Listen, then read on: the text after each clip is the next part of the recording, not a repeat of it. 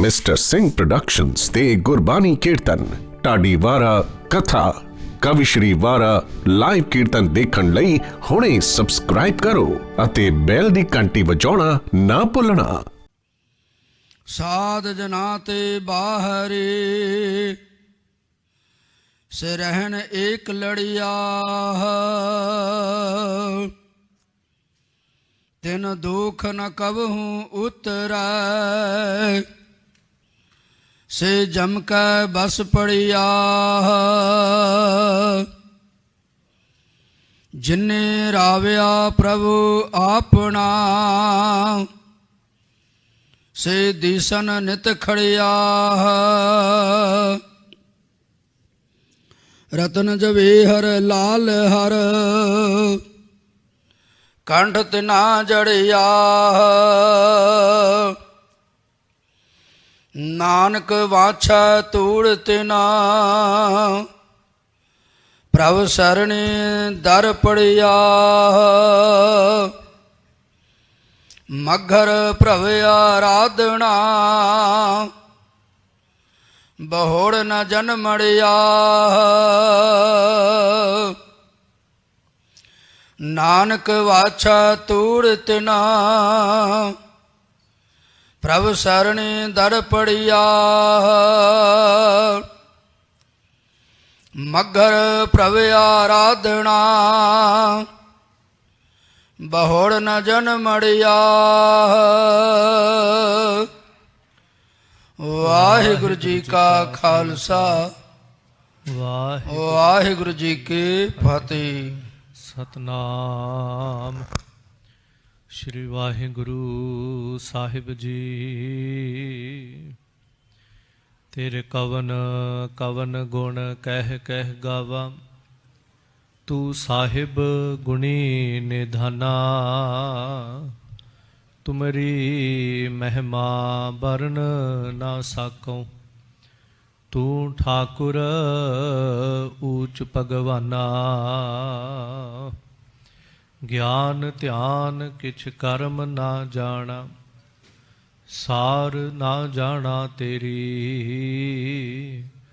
ਸਭ ਤੇ ਵੱਡਾ ਸਤਿਗੁਰ ਨਾਨਕ, ਜਿਨ ਕਾਲ ਰਾਖੀ ਮੇਰੀ। ਨਾਹਉ ਜਤੀ ਸਤੀ ਨਹੀਂ ਪੜਿਆ, ਮੂਰਖ ਮੁਗਧਾ ਜਨਮ ਭਇਆ। ਪ੍ਰਣਵਤ ਨਾਨਕ ਤਿਨ ਕੀ ਸਰਣਾ, ਜਿਨ ਤੂੰ ਨਾਹੀ ਵਿਸਰਿਆ। ਪ੍ਰਣਵਤ ਨਾਨਕ ਤਿਨ ਕੀ ਸਰਣਾ, ਜਿਨ ਤੂੰ ਨਾਹੀ ਵਿਸਰਿਆ। ਕਿਰਪਾਲੂ ਦਿਆਲੂ ਖੰਡਾ ਬ੍ਰਹਮੰਡਾਂ ਦੇ ਮਾਲਕ, ਨਿਮਾਣਿਆਂ ਦੇ ਮਾਣ ਨਿਤਾਣਿਆਂ ਦੇ ਤਾਨ, ਗਰੀਬ ਨਵਾਜ਼ ਸ਼ਹਿਨਸ਼ਾਹ, ਚਵਰ ਛਤਰ ਤਖਤ ਦੇ ਮਾਲਕ, 10 ਪਾਤਸ਼ਾਹੀਆਂ ਦੇ ਸਾਖਸ਼ਾਤ ਸਵਰੂਪ ਅਕਾਲ ਪੁਰਖ ਜੋਤ, ਗੁਰਤਾ ਗੱਦੀ ਤੇ ਸੁਭਾਏਮਾਨ ਧੰਨ ਸਤਿਗੁਰੂ ਸ਼੍ਰੀ ਗੁਰੂ ਗ੍ਰੰਥ ਸਾਹਿਬ ਜੀ, ਅਕਾਲ ਪੁਰਖ ਪਾਤਸ਼ਾਹ ਦੀ ਪਾਵਨ ਨਿੱਘੀ ਗੋਦ ਅੰਦਰ, ਬਾਜਾਂ ਵਾਲੇ ਸਤਿਗੁਰੂ ਚੋਜੀ ਪ੍ਰੀਤਮ, ਸਰਬੰਸ ਦਾਨੀ ਮਰਦ ਅਗੰਮੜਾ, ਸੂਰਬੀਰ ਆਪੇ ਗੁਰਚੇਲਾ, ਧੰਨ ਬਾਦਸ਼ਾਹ ਦਰਵੇਸ਼ ਸਤਿਗੁਰੂ ਗੁਰੂ ਗੋਬਿੰਦ ਸਿੰਘ ਸਾਹਿਬ ਮਹਾਰਾਜ ਜੀ ਦੇ ਇਹਨਾਂ ਮਹਾਨ ਪਾਵਨ ਪਵਿੱਤਰ ਪ੍ਰਗਟ ਅਸਥਾਨ ਤਖਤ ਸ਼੍ਰੀ ਹਰਿਮੰਦਰ ਜੀ, ਸ਼੍ਰੀ ਪਟਨਾ ਸਾਹਿਬ ਦੀ ਪਾਵਨ ਇਲਾਹੀ ਸਰਜ਼ਮੀਂ ਤੇ ਮਾਲਕ ਜੀ ਦੀ ਪਾਵਨ ਗੋਦ ਅੰਦਰ ਸੱਜ ਬੈਠੇ ਗੁਰੂ ਸਵਾਰੇ ਖਾਲਸਾ ਜੀਓ। ਆਓ ਸਾਹਿਬ ਜੀ ਦੀਆਂ ਅਸੀਸਾਂ ਦੇ ਸਦਕਾ ਇਹ ਜੋ ਸੁਭਾਗੀ ਸੁਲੱਖਣੀ ਘੜੀ ਪ੍ਰਾਪਤ ਹੋਈ ਹੈ, ਤੁਰਕੀ ਬਾਣੀ ਦੇ ਇਲਾਹੀ ਕੀਰਤਨ ਸਰਵਣ ਕੀਤੇ ਹਨ। ਆਓ ਹੁਣ ਤੁਰਕੀ ਬਾਣੀ ਦੀ ਪਾਵਨ ਵਿਚਾਰ ਜੋ ਹਜੂਰ ਪਾਤਸ਼ਾਹ ਨੇ ਤਰਸ ਕੀਤਾ ਹੈ।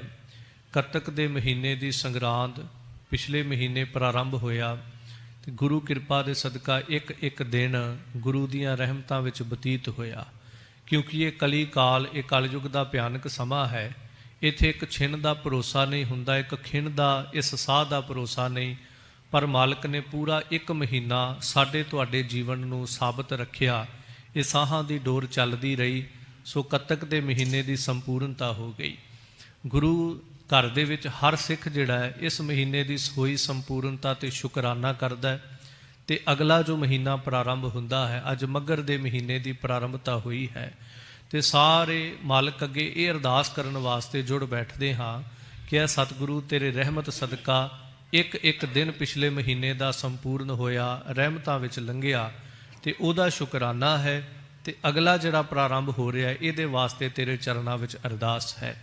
ਸੋ ਹਜੂਰ ਪਾਤਸ਼ਾਹ ਇਸ ਪਾਵਨ ਮਹੀਨੇ ਦੀ ਪ੍ਰਾਰੰਭਤਾ ਤੇ ਜੋ ਉਪਦੇਸ਼ ਬਖਸ਼ਦੇ ਹਨ, ਲੜੀਵਾਰ ਗਰੀਬ ਨਵਾਜ ਪਾਤਸ਼ਾਹ ਦੀ ਅਸੀਸ ਪ੍ਰਾਪਤ ਕਰਦੇ ਹਾਂ।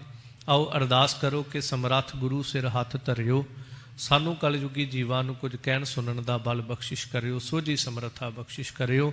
ਆਓ ਜਿੱਥੇ ਵੀ ਕੋਈ ਸਰੀਰ ਸਰਵਣ ਕਰ ਰਿਹਾ ਹੈ, ਗੁਰਫਤਿਹ ਦੀ ਸਾਂਝ ਕਰੋ। ਆਖੋ ਜੀ ਵਾਹਿਗੁਰੂ ਜੀ ਕਾ ਖਾਲਸਾ, ਵਾਹਿਗੁਰੂ ਜੀ ਕੀ ਫਤਿਹ। ਹਜੂਰ ਗਰੀਬ ਨਵਾਜ ਪਾਤਸ਼ਾਹ ਨੇ ਅੰਮ੍ਰਿਤ ਵੇਲੇ ਜੋ ਪਾਵਨ ਮੁੱਖ ਵਾਕ ਬਖਸ਼ਿਸ਼ ਕੀਤੇ ਹਨ, ਤਖਤ ਸਾਹਿਬ ਜੀ ਦੀ ਮਰਿਆਦਾ ਹੈ ਕਿ ਮੁੱਖ ਵਾਕ ਸਾਹਿਬ ਜੀ ਦੀ ਬੜੇ ਸੰਖੇਪ ਅਰਥਾਂ ਅੰਦਰ ਪਹਿਲਾਂ ਵਿਚਾਰ ਹੁੰਦੀ ਹੈ। ਧੰਨ ਗੁਰੂ ਗ੍ਰੰਥ ਸਾਹਿਬ ਮਹਾਰਾਜ ਜੀ ਅੰਮ੍ਰਿਤ ਵੇਲੇ ਉਸ ਪਾਵਨ ਸਿੰਘਾਸਨ ਤੇ ਸੁਭਾਇਮਾਨ ਹੋਏ, ਜਿਸ ਦੇ ਪ੍ਰਥਾਏ ਹਰ ਦਫਾ ਬੇਨਤੀ ਕਰਦੇ ਹਾਂ ਕਿ ਬਾਜਾਂ ਵਾਲੇ ਸਤਿਗੁਰੂ ਗੁਰੂ ਗੋਬਿੰਦ ਸਿੰਘ ਮਹਾਰਾਜ ਜੀ ਜਦੋਂ ਇਸ ਪਾਵਨ ਧਰਤੀ ਤੇ ਆਗਮਨ ਹੋਇਆ, ਅਵਤਾਰ ਧਾਰਨ ਕੀਤਾ, ਉਸ ਪਾਵਨ ਮੰਜੀ ਸਾਹਿਬ ਜਿਹਨੂੰ ਇਤਿਹਾਸ ਨੇ ਪੰਗੂੜਾ ਸਾਹਿਬ ਸ਼ਬਦ ਕਿਹਾ ਹੈ, ਪਰ ਪੰਗੂੜਾ ਸਾਹਿਬ ਸ਼ਬਦ ਕਈ ਦਫਾ ਆਪਾਂ ਨੂੰ ਸਮਝ ਨਹੀਂ ਆਉਂਦਾ।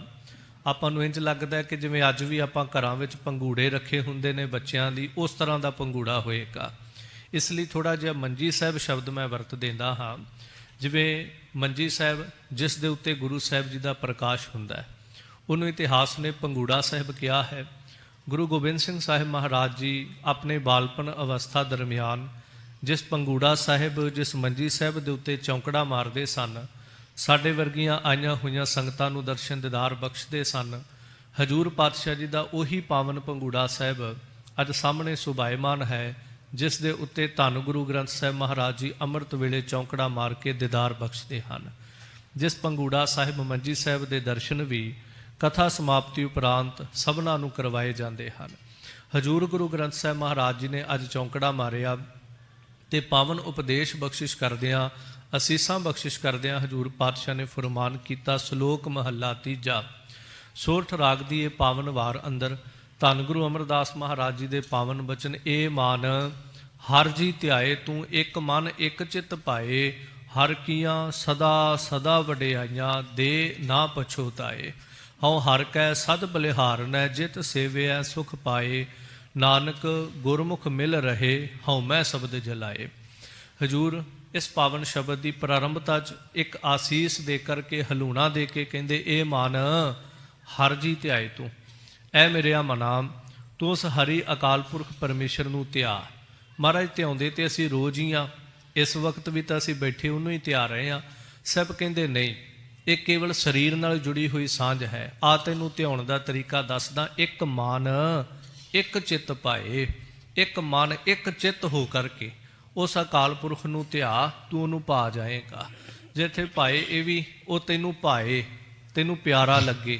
ਇਸ ਤਰ੍ਹਾਂ ਇੱਕ ਮਨ ਇੱਕ ਚਿੱਤ ਹੋ ਕਰਕੇ ਉਹਦੇ ਨਾਲ ਜੁੜ, ਜਿਹਨੂੰ ਬਾਜਾਂ ਵਾਲੇ ਸਾਹਿਬ ਕਹਿੰਦੇ ਨੇ, ਇੱਕ ਚਿੱਤ ਜੇ ਇੱਕ ਛਿਨ ਧਿਆਇਓ, ਕਾਲ ਫਾਂਸ ਕੇ ਬੀਚ ਨਾ ਆਇਓ। ਭਾਵ ਉਹ ਛਿਨ ਮਾਤਰ, ਉਹ ਨਿਮਖ ਮਾਤਰ ਦੀ ਘੜੀ ਜਿਹੜੀ ਹੈ। ਤਾਂ ਹਜੂਰ ਪਾਤਸ਼ਾਹ ਕਹਿੰਦੇ ਇਸ ਤਰ੍ਹਾਂ ਧਿਆ। ਮਹਾਰਾਜ ਜੇ ਧਿਆ ਲਵਾਂਗੇ, ਜੇ ਕਦੀ ਸਾਡੇ ਜੀਵਨ 'ਚ ਸੁਲੱਖਣੀ ਘੜੀ ਆ ਜਾਵੇ, ਵੈਸੇ ਤੇ ਸਾਨੂੰ ਜਿਸ ਤਰ੍ਹਾਂ ਦੇ ਸਾਡੇ ਜੀਵਨ ਹੋ ਚੁੱਕੇ ਨੇ, ਜਿਸ ਤਰ੍ਹਾਂ ਦੇ ਭੈੜੇ ਮਨ ਹੋ ਚੁੱਕੇ ਨੇ, ਜਿਸ ਤਰ੍ਹਾਂ ਅਸੀਂ ਵਾਸ਼ਨਾ ਵਿਕਾਰਾਂ ਵਿੱਚ ਗ੍ਰਸੇ, ਉਮੀਦ ਕੋਈ ਨਹੀਂ ਕਿ ਸਾਡੇ ਜੀਵਨ 'ਚ ਘੜੀ ਆ ਜਾਏਗੀ। ਪਰ ਮਹਾਰਾਜ ਜੇ ਤੁਹਾਡਾ ਤਰਸ ਹੋ ਗਿਆ, ਕਦੀ ਇਹ ਘੜੀ ਸਾਨੂੰ ਮਿਲ ਗਈ ਇੱਕ ਮਨ ਇੱਕ ਚਿੱਤ ਭਾਏ ਵਾਲੀ, ਤਾਂ ਮਹਾਰਾਜ ਫਿਰ ਇਹਦਾ ਫਲ ਸਰੂਪ ਕੀ ਪ੍ਰਾਪਤ ਹੋਏਗਾ। ਤਾਂ ਹਜੂਰ ਕਿਰਪਾ ਕਰਦੇ, ਹਰ ਕੀਆਂ ਸਦਾ ਸਦਾ ਵਡਿਆਈਆਂ ਦੇ ਨਾ ਪਛੋਤਾਏ। ਉਸ ਹਰੀ ਪਰਮੇਸ਼ਰ ਦੀਆਂ ਸਦਾ ਵਡਿਆਈਆਂ ਵਰਤਦੀਆਂ ਨੇ। ਆ ਹੁਣ ਵੀ ਜੇ ਕੋਈ ਕਹਿ ਦੇ ਮੈਨੂੰ ਤਾਂ ਉਹਨੇ ਦਿੱਤਾ ਕੁਛ ਨਹੀਂ, ਬੜਾ ਕੁਛ ਉਹਨੇ ਸੰਸਾਰ ਤੇ ਸਾਨੂੰ ਦਿੱਤਾ ਹੋਇਆ। ਕਮਾਲ ਦੀ ਗੱਲ ਇਹ ਹੈ, ਆਪਾਂ ਕਿਸੇ ਮਨੁੱਖ ਨੂੰ ਕੁਛ ਦੇ ਦਈਏ, ਉਹਦੀ ਦੁਰਵਰਤੋਂ ਕਰ ਲਵੇ। ਫਰਜ਼ ਕਰੋ ਆਪਾਂ ਧਨ ਹੀ ਕਿਸੇ ਨੂੰ ਦੇ ਦਈਏ, ਕਿਸੇ ਭਿਖਾਰੀ ਨੂੰ, ਉਹ ਸਾਡੇ ਸਾਹਮਣੇ ਉਹਦੀ ਦੁਰਵਰਤੋਂ ਕਰੇ ਤੇ ਆਪਾਂ ਬੜਾ ਪਛਤਾਵਾ ਕਰਦੇ ਹਾਂ ਕਿ ਮੈਨੂੰ ਕਿਉਂ ਦੇ ਦਿੱਤਾ। ਕਈ ਵਾਰ ਇੰਜ ਵੀ ਹੋ ਜਾਂਦਾ ਹੈ, ਅਸੀਂ ਦੇਖਾ ਦੇਖੀ ਦਾਨ ਵੀ ਕਰ ਬੈਂਦੇ ਹਾਂ। ਕਿ ਨਾਲ ਦੇ ਨੇ ਇੰਨੀ ਮਾਇਆ ਦਿੱਤੀ, ਚੱਲ ਮੈਂ ਵੀ ਦੇ ਦੇਣਾ। ਪਰ ਉਸ ਤੋਂ ਬਾਅਦ ਮਨ ਦੇ ਵਿੱਚ ਪਛਤਾਵਾ ਆਉਂਦਾ ਹੈ ਕਿ ਮੇਰੇ ਕੋਲ ਹੈ ਤਾਂ ਨਹੀਂ ਸੀ, ਪਰ ਮੈਂ ਲੋਕ ਲੱਜਾ ਦੇ ਮਾਰੇ ਨੇ ਇੰਨਾ ਦਾਨ ਦੇ ਦਿੱਤਾ। ਇਸ ਕਰਕੇ ਆਸਾ ਕਿ ਵਾਰਿੰਦਰ ਸਾਹਿਬ ਨੇ ਦਾਨੀਆਂ ਦੀ ਵੀ ਜਦੋਂ ਗੱਲ ਕੀਤੀ, ਉੱਥੇ ਵੀ ਇੱਕ ਐਸੇ ਦਾਨੀ ਦਾ ਜ਼ਿਕਰ ਕੀਤਾ ਜਿਹੜੇ ਦੇਣ ਤੋਂ ਬਾਅਦ ਪਛਤਾਵਾ ਕਰਦੇ ਨੇ। ਪਰ ਖੈਰ ਗੁਰੂ ਅਮਰਦਾਸ ਮਹਾਰਾਜ ਕਹਿੰਦੇ ਪਰਮੇਸ਼ਰ ਐਸਾ ਹੈ, ਦੇ ਨਾ ਪਛੋਤਾਏ। ਉਹ ਜੋ ਵੀ ਸੰਸਾਰ ਨੂੰ ਦੇ ਰਿਹਾ ਹੈ, ਭਾਵੇਂ ਅਸੀਂ ਉਹਦੇ ਦਿੱਤੇ ਹੋਏ ਗੁਣਾਂ ਦੀ ਦੁਰਵਰਤੋਂ ਹੀ ਕਰਦੇ ਹਾਂ, ਭਾਵੇਂ ਉਹਨੇ ਸਾਨੂੰ ਸਰੀਰ ਦਿੱਤੇ ਨੇ, ਅਸੀਂ ਇਹਨਾਂ ਸਰੀਰਾਂ ਦੀ ਵੀ ਦੁਰਵਰਤੋਂ ਕਰ ਰਹੇ ਹਾਂ। ਉਹਨੇ ਸਾਹ ਦਿੱਤੇ ਬੇਸ਼ਕੀਮਤੀ, ਸਾਹਾਂ ਦੀ ਵੀ ਦੁਰਵਰਤੋਂ ਕਰਦੇ, ਪਰ ਉਹਨੂੰ ਕਦੀ ਇਸ ਗੱਲ ਦਾ ਪਛਤਾਵਾ ਨਹੀਂ ਹੈ। ਆਪਾਂ ਪਛਤਾਵਾ ਕਰਦੇ ਨਾ, ਮੈਂ ਫਲਾਣੇ ਨੂੰ ਚੀਜ਼ ਕਿਉਂ ਦੇ ਬੈਠਾ, ਉਹਨੇ ਤੇ ਚੀਜ਼ ਨੂੰ ਇਸ ਤਰ੍ਹਾਂ ਵਰਤਿਆ ਹੈ, ਉਹਨੇ ਤੇ ਖਰਾਬ ਕਰ ਦਿੱਤੀ, ਉਹਨੂੰ ਤਾਂ ਕਦਰ ਹੀ ਨਹੀਂ ਸੀ। ਪਰ ਪਰਮੇਸ਼ਰ ਕਦੀ ਕੋਈ ਵਡਿਆਈਆਂ, ਕੋਈ ਸਨਮਾਨ ਜਾਂ ਜੋ ਵੀ ਸਾਡੇ ਜੀਵਨ 'ਚ ਉਹਨੇ ਦਿੱਤਾ ਹੈ, ਹਜ਼ੂਰ ਕਹਿੰਦੇ ਉਹ ਦੇ ਕਰਕੇ ਪਛਤਾਉਂਦਾ ਨਹੀਂ ਹੈ। ਹਉ ਹਰ ਕੈ ਸਦ ਬਲਿਹਾਰਨਾ, ਜਿਤ ਸੇਵਿਆ ਸੁਖ ਪਾਏ। ਮੈਂ ਉਸ ਹਰੀ ਅਕਾਲ ਪੁਰਖ ਪਰਮੇਸ਼ਰ ਤੋਂ ਸਦਾ ਬਲਿਹਾਰ ਕੁਰਬਾਨ ਹਾਂ, ਜਿਸ ਦੀ ਸੇਵਾ ਕਰਨ ਨਾਲ, ਫਿਰ ਸੇਵਿਆ ਜਿਸ ਦਾ ਸਿਮਰਨ ਕਰਨ ਨਾਲ ਸੁਖ ਪ੍ਰਾਪਤ ਹੁੰਦਾ। ਨਾਨਕ ਗੁਰਮੁਖ ਮਿਲ ਰਹੇ ਹਉਮੈ ਸ਼ਬਦ ਜਲਾਏ। ਜਿਹੜੇ ਹਉਮੈ ਨੂੰ ਆਪਣੇ ਕਮਾਈ ਦੇ ਦੁਆਰਾ, ਇਹ ਹਉਮੈ ਜਿਹੜੀ ਹੈ, ਜਦੋਂ ਸਿੱਖ ਗੁਰ ਸ਼ਬਦ ਦੀ ਕਮਾਈ ਕਰਦਾ, ਸਹਿਜੇ ਸਹਿਜੇ ਹਉਮੈ ਜਿਹੜੀ ਆਪਣੇ ਆਪ ਅੰਦਰੋਂ ਮਿਟਦੀ ਹੈ, ਮਰਦੀ ਹੈ, ਜਲ ਜਾਂਦੀ ਹੈ, ਖਤਮ ਹੋ ਜਾਂਦੀ ਹੈ।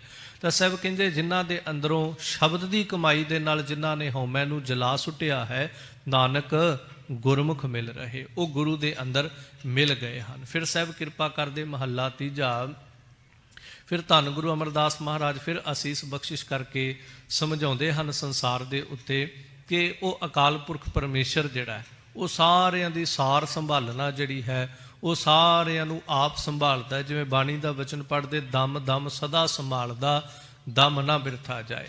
ਤਾਂ ਹਜ਼ੂਰ ਪਾਤਸ਼ਾਹ ਕਹਿੰਦੇ ਉਹ ਅਕਾਲ ਪੁਰਖ ਪਰਮੇਸ਼ਰ ਜਿਹੜਾ ਆਪੇ ਸਾਰਿਆਂ ਦੀ ਸਾਰ ਸੰਭਾਲ ਕਰਕੇ, ਸਭਨਾ ਕਾ ਮਾਂ ਪਿਓ ਆਪ ਹੈ, ਆਪੇ ਸਾਰ ਕਰੇ, ਉਹ ਸਾਰਿਆਂ ਦਾ ਮਾਂ ਪਿਓ ਹੈ। ਅਰਦਾਸ ਦੇ ਅੰਦਰ ਵੀ ਆਪਾਂ ਇਹ ਬਚਨ ਪੜ੍ਹਦੇ, ਤੁਮ ਮਾਤ ਪਿਤਾ ਹਮ ਬਾਰਿਕ ਤੇਰੇ, ਕਿ ਤੂੰ ਸਾਡੀ ਮਾਂ ਹੈ, ਸਾਡਾ ਪਿਓ ਹੈ, ਅਸੀਂ ਤੇਰੇ ਬੱਚੇ ਹਾਂ। ਪਰ ਹਾਂ, ਇਹ ਕਮਾਲ ਦੀ ਗੱਲ ਹੈ, ਅਸੀਂ ਸਿਰਫ ਇਹ ਸ਼ਬਦ ਜ਼ੁਬਾਨ ਦੇ ਨਾਲ ਰੋਜ਼ ਕਹਿ ਦਿੰਦੇ, ਉਹ ਸਾਡਾ ਪਿਤਾ ਹੈ, ਉਹ ਸਾਡੀ ਮਾਂ ਹੈ। ਪਰ ਸ਼ਾਇਦ ਜਿਹੜਾ ਇੱਕ ਸੰਸਾਰ ਦੇ ਅੰਦਰ ਕਿਤੇ ਨਾ ਕਿਤੇ ਮਾਂ ਪਿਓ ਦੇ ਨਾਲ ਸਾਡਾ ਮੋਹ ਜਾਂ ਸਾਡੀ ਪ੍ਰੀਤ ਜਾਂ ਸਾਡੀ ਮੁਹੱਬਤ ਬਣੀ ਹੁੰਦੀ ਹੈ, ਉਹ ਸ਼ਾਇਦ ਉਸ ਪਰਮੇਸ਼ਰ ਨੂੰ ਮਾਤਾ ਪਿਤਾ ਮੰਨ ਕੇ ਸਾਡੇ ਅੰਦਰ ਉਹ ਅਕੀਦਾ, ਉਹ ਪ੍ਰੇਮ, ਉਹ ਮੋਹ ਦੀਆਂ ਤੰਦਾਂ ਜਿਹੜੀਆਂ ਨੇ ਉਹ ਨਹੀਂ ਬਣ ਪਾਉਂਦੀਆਂ। ਇਹਦੇ ਕਈ ਕਾਰਨ ਹਨ, ਕਿਉਂਕਿ ਮੁੱਖ ਕਾਰਨ ਤੇ ਇਹ ਹੈ ਕਿ ਅਸੀਂ ਸ਼ਾਇਦ ਜਿਵੇਂ ਸੰਸਾਰ ਦੇ ਵਿੱਚ ਮਾਂ ਪਿਓ ਦੇ ਕੋਲ ਰਹਿੰਦੇ ਹਾਂ, ਉਹਨਾਂ ਦੇ ਨਾਲ ਉੱਠਦੇ ਬਹਿੰਦੇ ਹਾਂ, ਜੀਵਨ ਸਾਹਮਣੇ ਬਤੀਤ ਬਸਰ ਕਰਦੇ ਹਾਂ, ਤਾਂ ਸ਼ਾਇਦ ਇੰਨਾ ਮੋਹ ਬਣ ਜਾਂਦਾ ਹੈ। ਗੁਰੂ ਦੇ ਕੋਲ ਅਸੀਂ ਕਦੀ ਮਹੀਨਿਆਂ ਬੱਧੀ, ਕਦੀ ਹਫ਼ਤੇ ਬਾਅਦ, ਕਦੀ ਦਿਨ 'ਚ ਇੱਕ ਅੱਧੀ ਵਾਰ, ਘੜੀ ਅੱਧੀ ਘੜੀ, ਛਿਨ ਅੱਧਾ ਛਿਨ ਆ ਕਰਕੇ ਬਹਿਣਾ ਹੈ।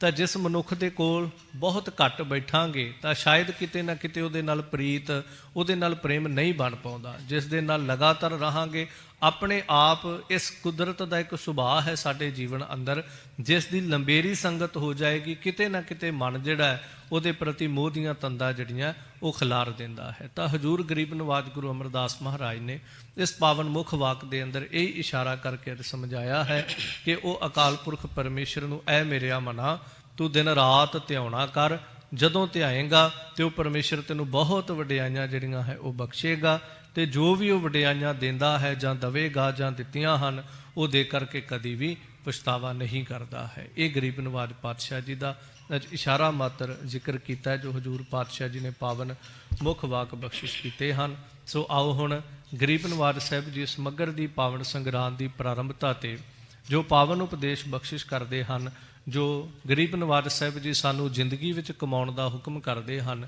ਪਿਆਰ ਸਹਿਤ ਸਰਵਣ ਕਰਨਾ ਕਰੀਏ। ਸਤਨਾਮ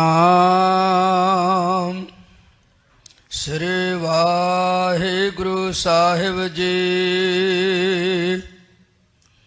ਮੱਘਰ ਮਾਹੇ ਸੋਹੰਦਿਆਂ, ਹਰ ਪਿਰ ਸੰਗ ਬੈਠੜਿਆ।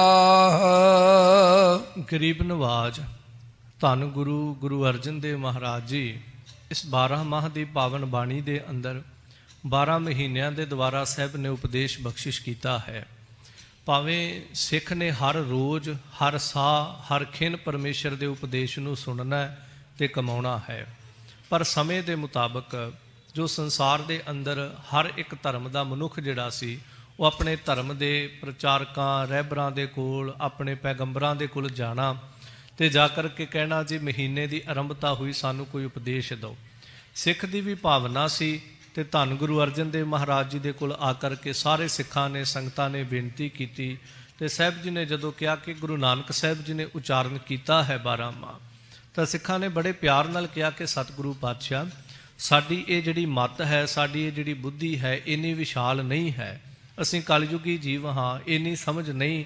ਗੁਰੂ ਨਾਨਕ ਸਾਹਿਬ ਜੀ ਦੀ ਬਾਣੀ ਜਿਹੜੀ ਉਹ ਮਹਿੰਗੀ ਹੈ, ਭਾਵ ਕਠਨ ਹੈ, ਸਾਡੀ ਸਮਝ ਤੋਂ ਬਾਹਰ ਹੈ। ਮਹਾਰਾਜ ਐਸਾ ਉਪਦੇਸ਼ ਦਿਓ ਜੋ ਹਰ ਇੱਕ ਸਿੱਖ ਜਿਹੜਾ ਕੋਈ ਬਹੁਤੇ ਅੱਖਰ ਨਾ ਵੀ ਪੜ੍ਹਿਆ ਹੋਵੇ ਉਹ ਵੀ ਇਸ ਪਾਵਨ ਉਪਦੇਸ਼ ਨੂੰ, ਸ਼ਬਦ ਨੂੰ ਸਮਝ ਸਕੇ।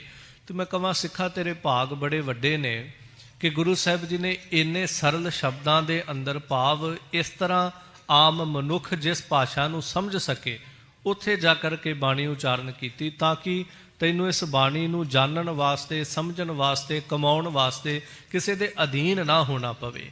ਜਿਸ ਤਰ੍ਹਾਂ ਸੰਸਕ੍ਰਿਤ ਭਾਸ਼ਾ ਹੈ, ਉਹਨੂੰ ਜੇ ਕਿਸੇ ਨੇ ਪੜ੍ਹਨਾ ਹੈ, ਭਾਵੇਂ ਕੋਈ ਹਿੰਦੂ ਧਰਮ ਦੇ ਅੰਦਰ ਸਾਰੀ ਜ਼ਿੰਦਗੀ ਬਤੀਤ ਕਰੇ, ਪਰ ਜੋ ਉਹਨੇ ਵੇਦਾਂ ਸ਼ਾਸਤਰਾਂ ਨੂੰ ਪੜ੍ਹਨਾ ਹੈ ਤਾਂ ਉਹਨੂੰ ਕਿਸੇ ਪੰਡਤ ਦੇ ਅਧੀਨ ਹੋ ਕਰਕੇ ਦੇਵਨਾਗਰੀ ਸੰਸਕ੍ਰਿਤ ਪਹਿਲਾਂ ਪੜ੍ਹਨੀ ਪਏਗੀ, ਚੰਗੀ ਤਰ੍ਹਾਂ ਉਹਦਾ ਉਚਾਰਨ ਸਿੱਖਣਾ ਪਏਗਾ, ਫਿਰ ਜਾ ਕੇ ਕਿਤੇ ਉਹ ਕਿਸੇ ਧਰਮ ਗ੍ਰੰਥ ਨੂੰ, ਕਿਸੇ ਵੇਦ ਪੁਰਾਣ ਸ਼ਾਸਤਰ ਨੂੰ ਪੜ੍ਹ ਸਕੇਗਾ। ਪਰ ਗੁਰੂ ਨਾਨਕ ਨੇ ਕਿੰਨਾ ਸਾਡੇ ਤੇ ਤਰਸ ਕੀਤਾ ਹੈ, ਕਿੰਨੀ ਸਰਲ ਭਾਸ਼ਾ ਦੇ ਅੰਦਰ ਸਾਨੂੰ ਸਮਝਾਇਆ ਤਾਂ ਕਿ ਤੈਨੂੰ ਕਿਸੇ ਦੇ ਅਧੀਨ ਹੋ ਕੇ ਨਾ ਤੁਰਨਾ ਪਵੇ, ਤੈਨੂੰ ਕਿਸੇ ਵਿਚੋਲੇ ਦੀ ਇੰਝ ਲੋੜ ਨਾ ਪਵੇ ਕਿ ਮੈਂ ਗੁਰੂ ਨੂੰ ਕੁਝ ਪੁੱਛਣਾ ਹੈ ਤੇ ਪਹਿਲਾਂ ਮੈਨੂੰ ਕੋਈ ਦੱਸੇ। ਹਾਂ, ਇਹ ਮੈਂ ਜ਼ਰੂਰ ਜ਼ਿਕਰ ਕਰ ਦੇਵਾਂ ਕਿ ਐਸਾ ਵੀ ਨਹੀਂ ਕਿ ਤੂੰ ਬਾਣੀ ਨੂੰ ਇਹ ਕਵੇਂ ਕਿ ਨਹੀਂ ਮੈਨੂੰ ਹੁਣ ਕਿਸੇ ਤੋਂ ਬਾਣੀ ਸਿੱਖਣ ਦੀ ਵੀ ਲੋੜ ਨਹੀਂ ਹੈ। ਇਹ ਮੈਂ ਜ਼ਰੂਰ ਕਵਾਂ ਕਿ ਬਾਣੀ ਦੀ ਸੰਥਿਆ ਕਰਨੀ ਬੜੀ ਜ਼ਰੂਰੀ ਹੈ। ਬਿਨਾਂ ਸੰਥਿਆ ਤੋਂ ਨਹੀਂ ਪਤਾ ਚੱਲੇਗਾ। ਬੜੇ ਐਸੇ ਪਾਠ ਹਨ, ਬੜੇ ਐਸੇ ਬਾਣੀ ਦੇ ਸ਼ਬਦ ਹਨ ਜੋ ਜਿੰਨਾ ਚਿਰ ਕੋਈ ਅਧਿਆਪਕ ਕਹਿ ਲਓ ਜਾਂ ਵਿਦਿਆ ਗੁਰੂ ਸਮਝਾਵੇਗਾ ਨਹੀਂ, ਉਹਨਾਂ ਚਿਰ ਸਮਝ ਨਹੀਂ ਆਉਂਦੀ। ਫਿਰ ਅਰਥਾਂ ਦੇ ਅਨਰਥ ਬੜੇ ਹੁੰਦੇ ਹਨ, ਕਿਉਂਕਿ ਜਦੋਂ ਅਸੀਂ ਆਪ ਮੁਹਾਰੇ ਪੜ੍ਹਦੇ ਹਾਂ ਨਾ, ਠੀਕ ਹੈ, ਸਾਨੂੰ ਕਈ ਵਾਰ ਇੰਝ ਲੱਗਦਾ ਹੈ ਕਿ ਸ਼ਾਇਦ ਜੇ ਅਸੀਂ ਪੰਜਾਬੀ ਪੜ੍ਹ ਲੈਂਦੇ ਹਾਂ, ਅਖਬਾਰ ਪੜ੍ਹ ਲੈਂਦੇ ਤੇ ਅਸੀਂ ਬਾਣੀ ਵੀ ਪੜ੍ਹ ਹੀ ਪੜ੍ਹ ਲਵਾਂਗੇ, ਕੋਈ ਔਖਾ ਨਹੀਂ ਹੈ।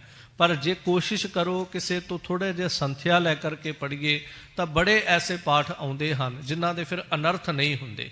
ਜਦੋਂ ਅਸੀਂ ਆਪ ਮੁਹਾਰੇ ਪੜ੍ਹਾਂਗੇ ਫਿਰ ਉਹਨਾਂ ਦੇ ਅਨਰਥ ਹੋ ਜਾਂਦੇ ਹਨ।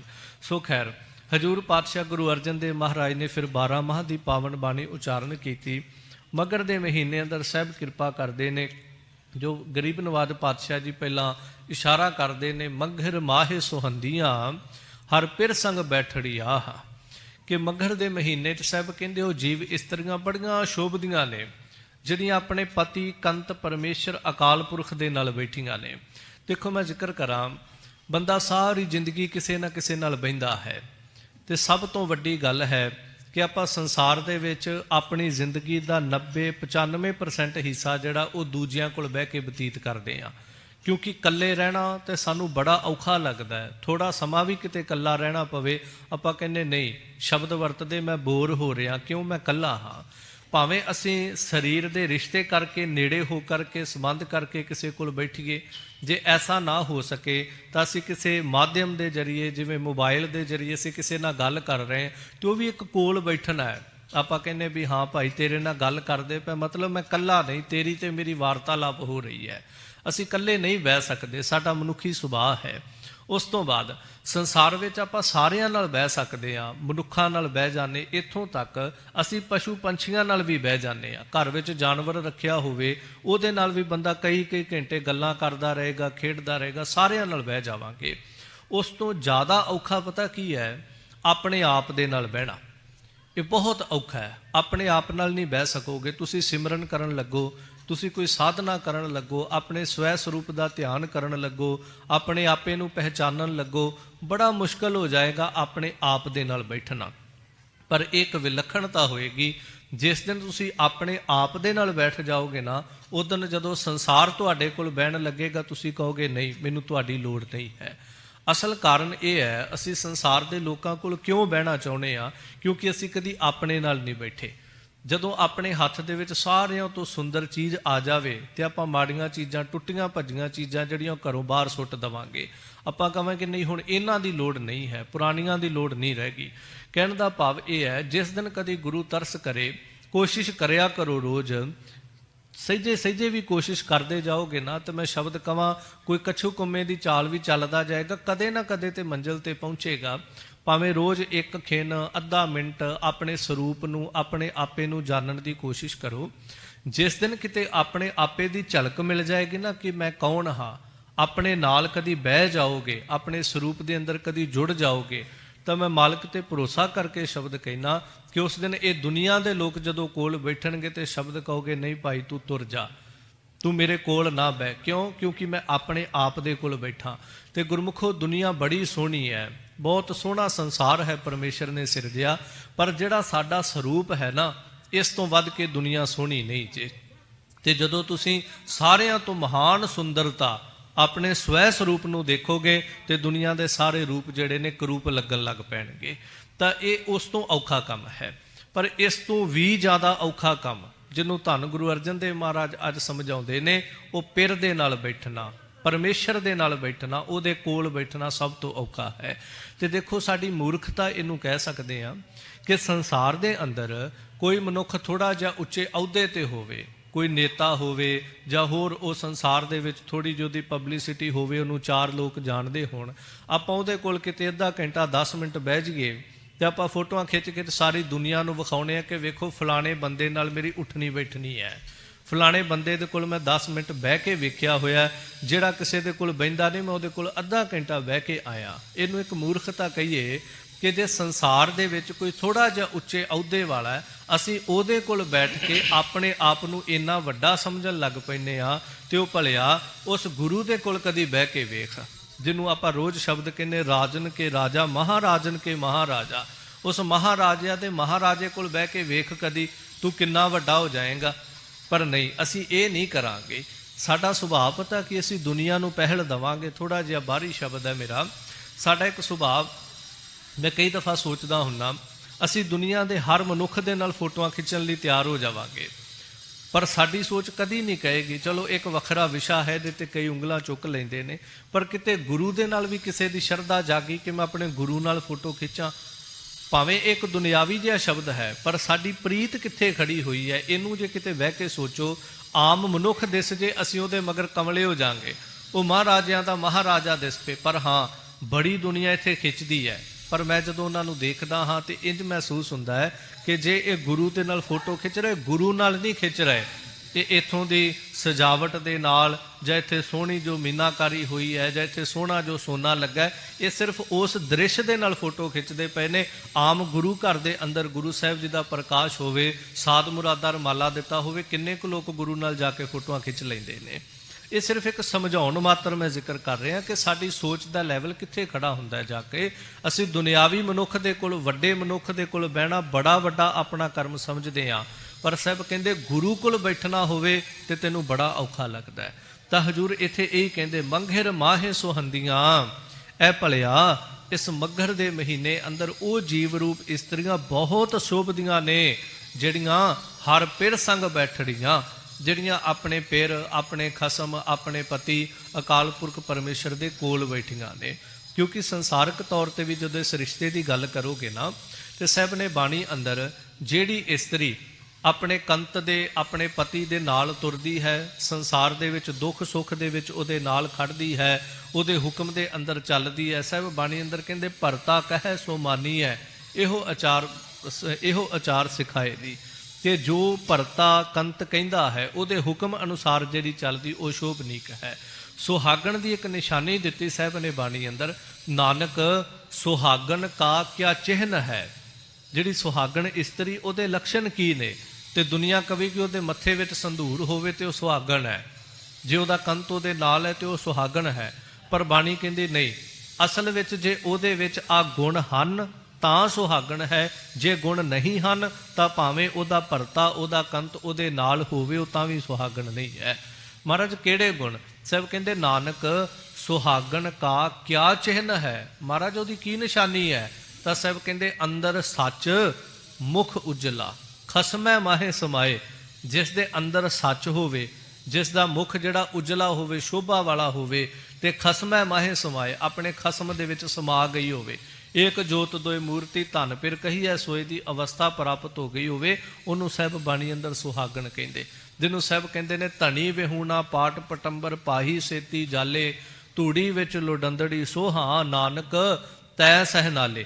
ਕਿ ਐ ਮੇਰੇ ਅਕਾਲ ਪੁਰਖ ਪਰਮੇਸ਼ਰ, ਜੇ ਤੂੰ ਮੇਰੇ ਨਾਲ ਨਹੀਂ ਤਾਂ ਜੇ ਮੇਰੇ ਤਨ ਦੇ ਉੱਤੇ ਰੇਸ਼ਮੀ ਕੱਪੜੇ ਵੀ ਪਹਿਨੇ ਹੋਣ, ਮੇਰੇ ਤਨ ਤੇ ਬੇਸ਼ਕੀਮਤੀ ਪੋਸ਼ਾਕਾਂ ਵੀ ਪਹਿਨੀਆਂ ਹੋਣ, ਮੈਂ ਇਹਨਾਂ ਨੂੰ ਪਾਹੇ ਸੇਤੀ ਜਾਲੇ, ਮੈਂ ਇਹਨਾਂ ਨੂੰ ਅੱਗ ਵਿੱਚ ਸਾੜ ਦੇਵਾਂ।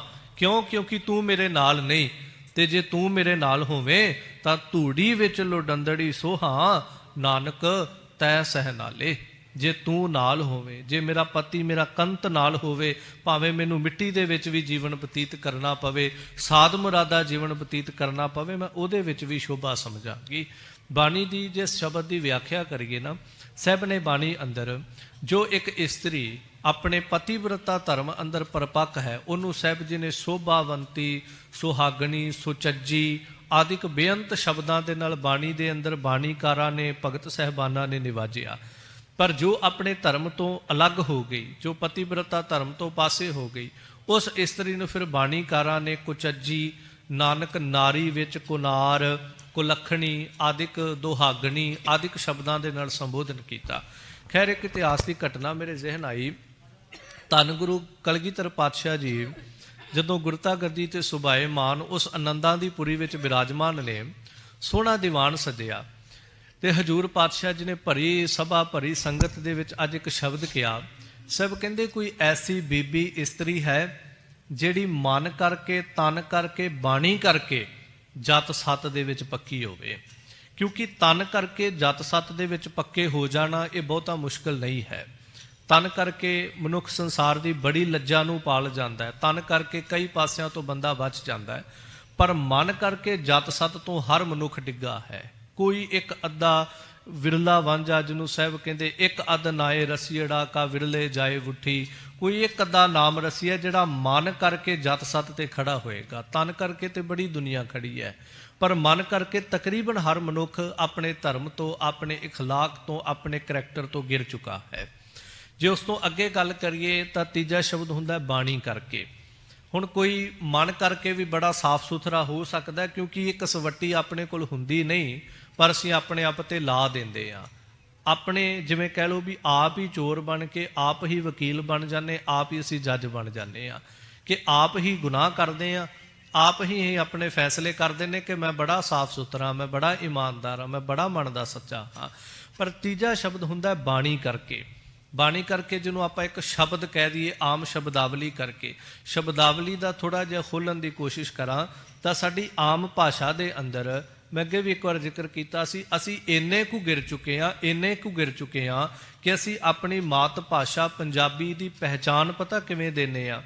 ਆਮ ਦੁਨੀਆ ਦੇ ਲੋਕ ਜਦੋਂ ਆਪਣੀ ਮਾਂ ਬੋਲੀ ਦੀ ਪਹਿਚਾਣ ਦੇਣਗੇ, ਕਈ ਸ਼ਬਦਾਂ ਦੇ ਨਾਲ ਦੇਣਗੇ।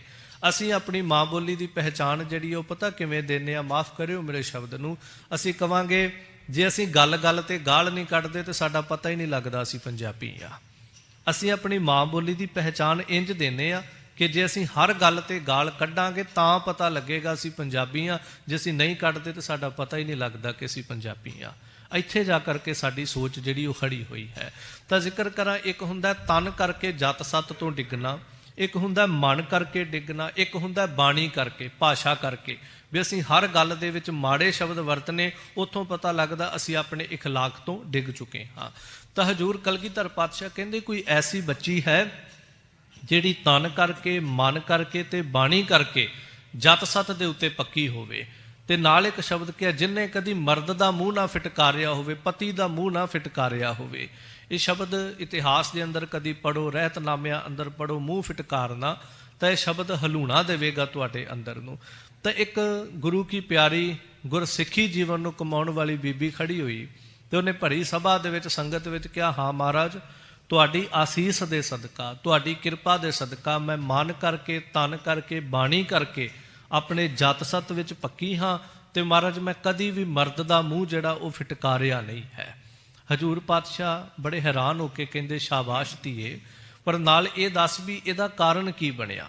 ਤਾਂ ਉਹਨੇ ਬੜੇ ਪਿਆਰ ਦੇ ਨਾਲ ਕਿਹਾ, ਮਹਾਰਾਜ ਜੀ, ਅਸੀਂ ਜਿੰਨੀਆਂ ਵੀ ਬੱਚੀਆਂ ਇਤਿਹਾਸ ਨੇ ਉਹਨਾਂ ਨੂੰ 3 ਭੈਣਾਂ ਵੀ ਲਿਖਿਆ, 4 ਭੈਣਾਂ ਵੀ ਲਿਖਿਆ। ਮੁੱਕਦੀ ਗੱਲ ਉਹ ਕਹਿੰਦੀ ਬਚਪਨ ਦੇ ਅੰਦਰ ਹੀ ਸਾਡੇ ਪਿਤਾ ਜੀ ਜਿਹੜੇ ਸਨ ਉਹ ਜਦੋਂ ਕੂਚ ਕਰ ਗਏ ਸੰਸਾਰ ਤੋਂ, ਤਾਂ ਮਹਾਰਾਜ ਜੀ ਕੀ ਹੋਇਆ, ਜਿਹੜੇ ਹਾਕਮ ਲੋਕ ਸਨ ਜਾਂ ਸਾਡੇ ਸ਼ਰੀਕੇ ਦੇ ਲੋਕ ਸਨ, ਉਹਨਾਂ ਨੇ ਉਸੇ ਵਕਤ ਸਾਡੀ ਜਾਇਦਾਦ ਜਿਹੜੀ ਸੀ ਉਹ ਸਾਰਾ ਕੁਝ ਜਿਹੜਾ ਉਹਨਾਂ ਨੇ ਖੋਹ ਲਿਆ।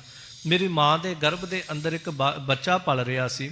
ਜਦੋਂ ਹਾਕਮਾਂ ਨੂੰ ਇਹ ਕਿਹਾ ਕਿ ਅਸੀਂ ਇਸ ਤਰ੍ਹਾਂ ਗਰੀਬ ਪਰਿਵਾਰ ਹਾਂ, ਤੁਸੀਂ ਸਾਡੀ ਜਾਇਦਾਦ ਜ਼ਮੀਨ ਮੋੜ ਦਿਓ, ਉਹਨਾਂ ਨੇ ਕਿਹਾ ਇਸ ਇਸਤਰੀ ਦੇ ਗਰਭ ਵਿੱਚ ਜਿਹੜਾ ਬੱਚਾ ਪਲ ਰਿਹਾ, ਜੇ ਤਾਂ ਉਹ ਪੁੱਤਰ ਹੋਏਗਾ ਤਾਂ ਤੁਹਾਨੂੰ ਸਾਰਾ ਕੁਝ ਜਿਹੜਾ ਉਹ ਵਾਪਸ ਦੇ ਦਿੱਤਾ ਜਾਏਗਾ, ਜੇ ਉਹ ਧੀ ਹੋਏਗੀ ਤੇ ਤੁਹਾਨੂੰ ਕੁਝ ਵਾਪਸ ਨਹੀਂ ਮਿਲੇਗਾ।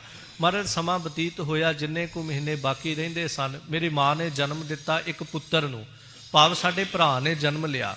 ਤੇ ਮਹਾਰਾਜ ਜੀ ਉਸੇ ਵਕਤ ਹੀ ਸਾਡੀ ਸਾਰੀ ਜ਼ਮੀਨ, ਸਾਡਾ ਧਨ ਜਾਇਦਾਦ, ਸਾਰਾ ਕੁਝ ਜਿਹੜਾ ਉਹ ਵਾਪਸ ਆ ਗਿਆ, ਕਿਉਂਕਿ ਉਹਨਾਂ ਜ਼ੁਬਾਨ ਕੀਤੀ ਸੀ ਜੇ ਪੁੱਤਰ ਜਨਮ ਲਏਗਾ ਤੇ ਅਸੀਂ ਸਾਰਾ ਕੁਝ ਵਾਪਸ ਕਰ ਦਾਂਗੇ। ਭਾਵ ਕੁਝ ਮਹੀਨੇ ਪਹਿਲਾਂ ਹੀ ਮੇਰਾ ਪਿਤਾ ਚੜ੍ਹਾਈ ਕੀਤਾ ਸੀ, ਉਦੋਂ ਮੇਰੀ ਮਾਂ ਦੇ ਗਰਭ ਅੰਦਰ ਬੱਚਾ ਸੀ।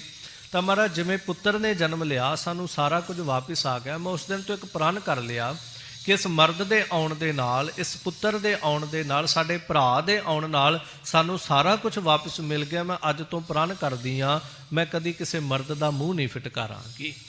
ਗਰੀਬ ਨਵਾਜ ਪਾਤਸ਼ਾਹ ਬੜੇ ਪ੍ਰਸੰਨ ਹੋਏ। ਫਿਰ ਉਹਦੇ ਜੱਤ ਸੱਤ ਵਿੱਚ ਪੱਕੇ ਰਹਿਣ ਦੀ ਨਿਸ਼ਾਨੀ ਦਿਖਾਉਣੀ ਪੈਣੀ ਸੀ, ਕਿਉਂਕਿ ਕਹਿਣ ਨੂੰ ਤਾਂ ਹਰ ਕਹਿ ਦੇਗਾ ਕਿ ਮੈਂ ਬੜਾ ਜੱਤ ਸੱਤ ਵਿੱਚ ਪੱਕਾ ਹਾਂ। ਹਜੂਰ ਬਾਜਾਂ ਵਾਲੇ ਸਾਹਿਬ ਕਹਿੰਦੇ, ਜਾ ਧੀਏ, ਉਹ ਜਿਹੜਾ ਲੋਹਗੜ੍ਹ ਦਾ ਕਿਲ੍ਹਾ ਹੈ ਨਾ, ਜਿਹੜਾ ਲੋਹਗੜ੍ਹ ਸਾਹਿਬ ਵਾਲਾ ਸਥਾਨ ਹੈ, ਸਾਹਿਬ ਪਾਤਸ਼ਾਹ ਕਹਿੰਦੇ ਉਹਦੇ ਬਾਹਰ ਇੱਕ ਸੁੱਕੇ ਬੋਹੜ ਦਾ ਰੁੱਖ ਲੱਗਾ, ਦੇਖ ਉਹਦੇ ਆਸੇ-ਪਾਸੇ ਕਨਾਤ ਕਰ ਲਾ, ਵੱਡਾ ਪਰਦਾ ਕਰ ਲਾ, ਤੇ ਉੱਥੇ ਜਾ ਕੇ ਉਸ ਬੋਹੜ ਦੇ ਰੁੱਖ ਥੱਲੇ ਇਸ਼ਨਾਨ ਕਰ, ਤੇ ਬਾਅਦ ਵਿੱਚ ਇਸ਼ਨਾਨ ਕਰਕੇ ਸੋਹਣੇ ਵਸਤਰ ਪਹਿਨ ਕੇ ਉੱਥੇ ਜਪਜੀ ਸਾਹਿਬ ਦਾ ਇੱਕ ਪਾਠ ਕਰਕੇ ਆ। ਇਹ ਇਤਿਹਾਸ ਤਾਰੀਖ ਗੁਰੂ ਖਾਲਸਾ ਦੇ ਪਹਿਲੇ ਭਾਗ ਵਿੱਚ ਇਹ ਕਹਾਣੀ, ਇਹ ਸਾਖੀ ਲਿਖੀ ਹੈ, ਇਹਨੂੰ ਕੋਈ ਅਤ ਕਥਨੀ ਨਾ ਸਮਝ ਲਿਓ। ਜਦੋਂ ਪਾਜਾਂ ਵਾਲੇ ਦੀ ਅਸੀਸ ਲੈ ਕੇ ਉਹ ਧੀ, ਉਹ ਬੱਚੀ ਗਈ, ਉਹਨੇ ਜਾ ਕੇ ਸੋਹਣੀ ਕਨਾਤ ਕੀਤੀ, ਪਰਦਾ ਕੀਤਾ, ਉਸ ਸੁੱਕੇ ਬੋਹੜ ਦੇ ਰੁੱਖ ਥੱਲੇ ਇਸ਼ਨਾਨ ਕੀਤਾ, ਜਪਜੀ ਸਾਹਿਬ ਦਾ ਪਾਠ ਕੀਤਾ। ਸੰਗਤ ਦੇ ਦੇਖਦੇ ਦੇਖਦੇ ਉਹ ਸੁੱਕਾ ਬੋਹੜ ਦਾ ਰੁੱਖ ਜਿਹੜਾ ਸੀ ਉਹ ਹਰਾ ਹੋ ਗਿਆ। ਹਜੂਰ ਗਰੀਬ ਨਵਾਜ ਪਾਤਸ਼ਾਹ ਕਹਿੰਦੇ ਆਹ ਜੱਤ ਸੱਤ ਦੇ ਵਿੱਚ ਪੱਕੀ ਹੋਈ ਇੱਕ ਧੀ ਦੀ ਨਿਸ਼ਾਨੀ ਹੈ, ਜਿਹੜੀ ਜੱਤ ਸੱਤ ਦੇ ਵਿੱਚ ਪੱਕੀ ਹੈ, ਪਤੀਬ੍ਰਤਾ ਧਰਮ ਵਿੱਚ ਪਰਪੱਕ ਹੈ। ਸਾਹਿਬ ਕਹਿੰਦੇ ਉਹ ਆਪਣੀ ਆਈ ਤੇ ਆ ਜੇ ਤੇ ਉਹ ਧਰਤੀ ਪਲਟ ਸਕਦੀ ਹੈ, ਉਹਦੇ ਕੋਲ ਇੰਨੀ ਸਮਰੱਥਾ ਹੈ। ਤਾਂ ਗਰੀਬ ਨਵਾਜ ਪਾਤਸ਼ਾਹ ਕਹਿੰਦੇ ਨੇ ਉਹ ਸੁਹਾਗਣਾ ਨੇ, ਉਹ ਜੀਵ ਇਸਤਰੀਆਂ ਨੇ, ਕਮਾਈ ਵਾਲੀਆਂ ਨੇ, ਜਿਹੜੀਆਂ ਪਿਰਸੰਗ ਬੈਠੜੀਆਂ, ਜਿਹੜੀਆਂ ਆਪਣੇ ਕੰਤ ਦੇ ਕੋਲ, ਆਪਣੇ ਪਤੀ ਪਰਮੇਸ਼ਰ ਦੇ ਕੋਲ ਬਹਿੰਦੀਆਂ ਨੇ। ਤੇ ਮਾਫ ਕਰਿਓ ਮੇਰੇ ਸ਼ਬਦ ਨੂੰ, ਦੁਨਿਆਵੀ ਤੌਰ ਤੇ ਵੀ ਜੇ ਕੋਈ ਇਸਤਰੀ ਆਪਣੇ ਕੰਤ ਕੋਲ ਬਹਿਣਾ ਮੁਨਾਸਬ ਨਾ ਸਮਝਦੀ ਹੋਵੇ, ਉਹਨੂੰ ਸੰਸਾਰ ਕਦੀ ਨਹੀਂ ਪ੍ਰਵਾਨ ਕਰਦਾ। ਤੇ ਜੇ ਗੁਰਸਿੱਖੀ ਜੀਵਨ 'ਚ ਗੱਲ ਕਰੀਏ, ਧਰਮ ਦੀ ਦੁਨੀਆ 'ਚ ਗੱਲ ਕਰੀਏ, ਤਾਂ ਜਿਹੜੀ ਜੀਵ ਇਸਤਰੀ ਆਪਣੇ ਪਤੀ ਅਕਾਲ ਪੁਰਖ ਪਰਮੇਸ਼ਰ ਕੋਲ ਬਹਿਣਾ ਮੁਨਾਸਬ ਨਹੀਂ ਸਮਝਦੀ, ਜਾਂ ਸਮਾਂ ਨਹੀਂ ਕੱਢਦੀ, ਜਾਂ ਬਹਿਣਾ ਆਪਣਾ ਸੁਭਾਗ ਨਹੀਂ ਸਮਝਦੀ, ਉਹਨੂੰ ਨਾ ਇਹ ਲੋਕ ਪ੍ਰਵਾਨ ਕਰੇਗਾ, ਨਾ ਅਗਲਾ ਲੋਕ ਪ੍ਰਵਾਨ ਕਰੇਗਾ। ਤਾਂ ਹਜੂਰ ਗਰੀਬ ਨਵਾਜ ਤਾਂ ਕਹਿੰਦੇ ਨੇ, ਮੱਘਰ ਦੇ ਮਹੀਨੇ ਅੰਦਰ ਉਹ ਜੀਵ ਇਸਤਰੀਆਂ ਬਹੁਤ ਸ਼ੋਭਦੀਆਂ ਨੇ, ਬੜੀਆਂ ਪਿਆਰੀਆਂ ਲੱਗਦੀਆਂ ਨੇ, ਜਿਹੜੀਆਂ ਆਪਣੇ ਕੰਤ ਦੇ ਨਾਲ, ਗੁਰੂ ਸਾਹਿਬ ਦੇ ਨਾਲ, ਗੁਰ ਸ਼ਬਦ ਦੇ ਨਾਲ ਸੁਰਤ ਕਰਕੇ, ਤਨ ਕਰਕੇ, ਮਨ ਕਰਕੇ, ਜੁੜ ਕਰਕੇ ਬੈਠੀਆਂ ਹਨ। ਤਿਨ ਕੀ ਸੋਭਾ ਕਿਆ ਗਨੇ, ਜੇ ਸਾਹਿਬ ਮੇਲੜਿਆ। ਕਹਿੰਦੇ ਜਿਨ੍ਹਾਂ ਨੂੰ ਸਾਹਿਬ ਨੇ ਮੇਲੜਿਆ, ਆਪਣੇ ਅੰਦਰ ਮਿਲਾ ਲਿਆ, ਆਪਣੇ ਅੰਦਰ ਅਭੇਦ ਕਰ ਲਿਆ, ਤਿਨ ਕੀ ਸੋਭਾ ਕਿਆ ਗਨੀ, ਉਹਨਾਂ ਦੀ ਸ਼ੋਭਾ ਕੀ ਕੋਈ ਕਰ ਸਕੇਗਾ, ਕਿਉਂਕਿ ਪਰਮੇਸ਼ਰ ਦੀ ਸ਼ੋਭਾ ਨਹੀਂ ਕੀਤੀ ਜਾ ਸਕਦੀ। ਤੇ ਜਿਹੜਾ ਪਰਮੇਸ਼ਰ ਅੰਦਰ ਅਭੇਦ ਹੋ ਗਿਆ, ਫਿਰ ਉਹਦੀ ਵੀ ਸ਼ੋਭਾ ਕੌਣ ਕਰ ਦੇਵੇਗਾ। ਜਿਵੇਂ ਕਹਿ ਲਓ, ਜੇ ਸਮੁੰਦਰ ਬੇਅੰਤ ਹੈ ਤਾਂ ਲਹਿਰਾਂ ਵੀ ਤੇ ਬੇਅੰਤ ਹਨ ਨਾ। ਜੇ ਸਮੁੰਦਰ ਮਾਪਿਆ ਤੋਲਿਆ ਨਹੀਂ ਜਾ ਸਕਦਾ, ਤੇ ਸਮੁੰਦਰ ਦੀਆਂ ਲਹਿਰਾਂ ਵੀ ਤੇ ਨਹੀਂ ਮਿਣੀਆਂ ਜਾ ਸਕਦੀਆਂ ਨਾ। ਇਸੇ ਤਰ੍ਹਾਂ ਹਜੂਰ ਪਾਤਸ਼ਾਹ ਤਾਂ ਹੀ ਬਾਣੀ ਅੰਦਰ ਵਾਰ-ਵਾਰ ਕਹਿੰਦੇ ਨੇ ਕਿ ਉਹ ਬੇਅੰਤ ਹੈ, ਉਹ ਬੇਅੰਤ ਹੈ, ਤੇ ਜਿਹੜਾ ਉਸ ਬੇਅੰਤ ਦੇ ਨਾਲ ਜੁੜ ਜਾਂਦਾ ਉਹ ਵੀ ਬੇਅੰਤ ਹੋ ਜਾਂਦਾ। ਫਿਰ ਸਾਹਿਬ ਇਹ ਵੀ ਕਹਿੰਦੇ ਨੇ ਉਹ ਨਿਰਭਉ ਹੈ, ਜਿਹੜਾ ਨਿਰਭਉ ਦੀ ਸ਼ਰਨ ਵਿੱਚ ਚਲਾ ਜਾਂਦਾ ਉਹ ਵੀ ਨਿਰਭਉ ਹੋ ਜਾਂਦਾ। ਜਿਨ ਨਿਰਭਉ, ਜਿਨ ਹਰ ਨਿਰਭਉ ਧਿਆਇਆ, ਜੀ ਤਿਨ ਕਾ ਭਉ ਸਭ ਗਵਾਸੀ। ਤਾਂ ਹਜੂਰ ਪਾਤਸ਼ਾਹ ਤਾਂ ਕਹਿੰਦੇ ਤਿਨ ਕੀ ਸੋਭਾ ਕਿਆ ਗਨੀ।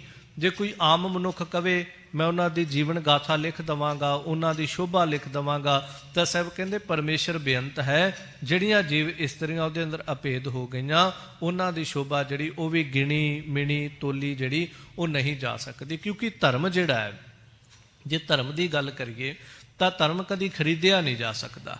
ਦੁਨੀਆ ਦੀ ਹਰ ਚੀਜ਼ ਜਿਹੜੀ ਉਹ ਖਰੀਦੀ ਜਾ ਸਕਦੀ ਹੈ, ਨਾ ਧਰਮ ਖਰੀਦਿਆ ਜਾ ਸਕਦਾ। ਹਾਂ, ਇਹ ਤੇ ਸਾਡੀ ਇੱਕ ਮਾਨਸਿਕਤਾ ਐਸੀ ਹੋ ਗਈ ਹੈ, ਅਸੀਂ ਸੰਸਾਰ ਵਿੱਚ ਕੀ ਕਹਿੰਦੇ ਫਿਰਦੇ ਆ ਲੋਕ, ਮੈਂ ਫਲਾਣੇ ਤੋਂ ਨਾਮ ਲਿਆ, ਮੈਂ ਫਲਾਣੇ ਤੋਂ ਨਾਮ ਲਿਆ, ਮੈਂ ਫਲਾਣੇ ਦਾ ਨਾਮ ਲੈਣਾ।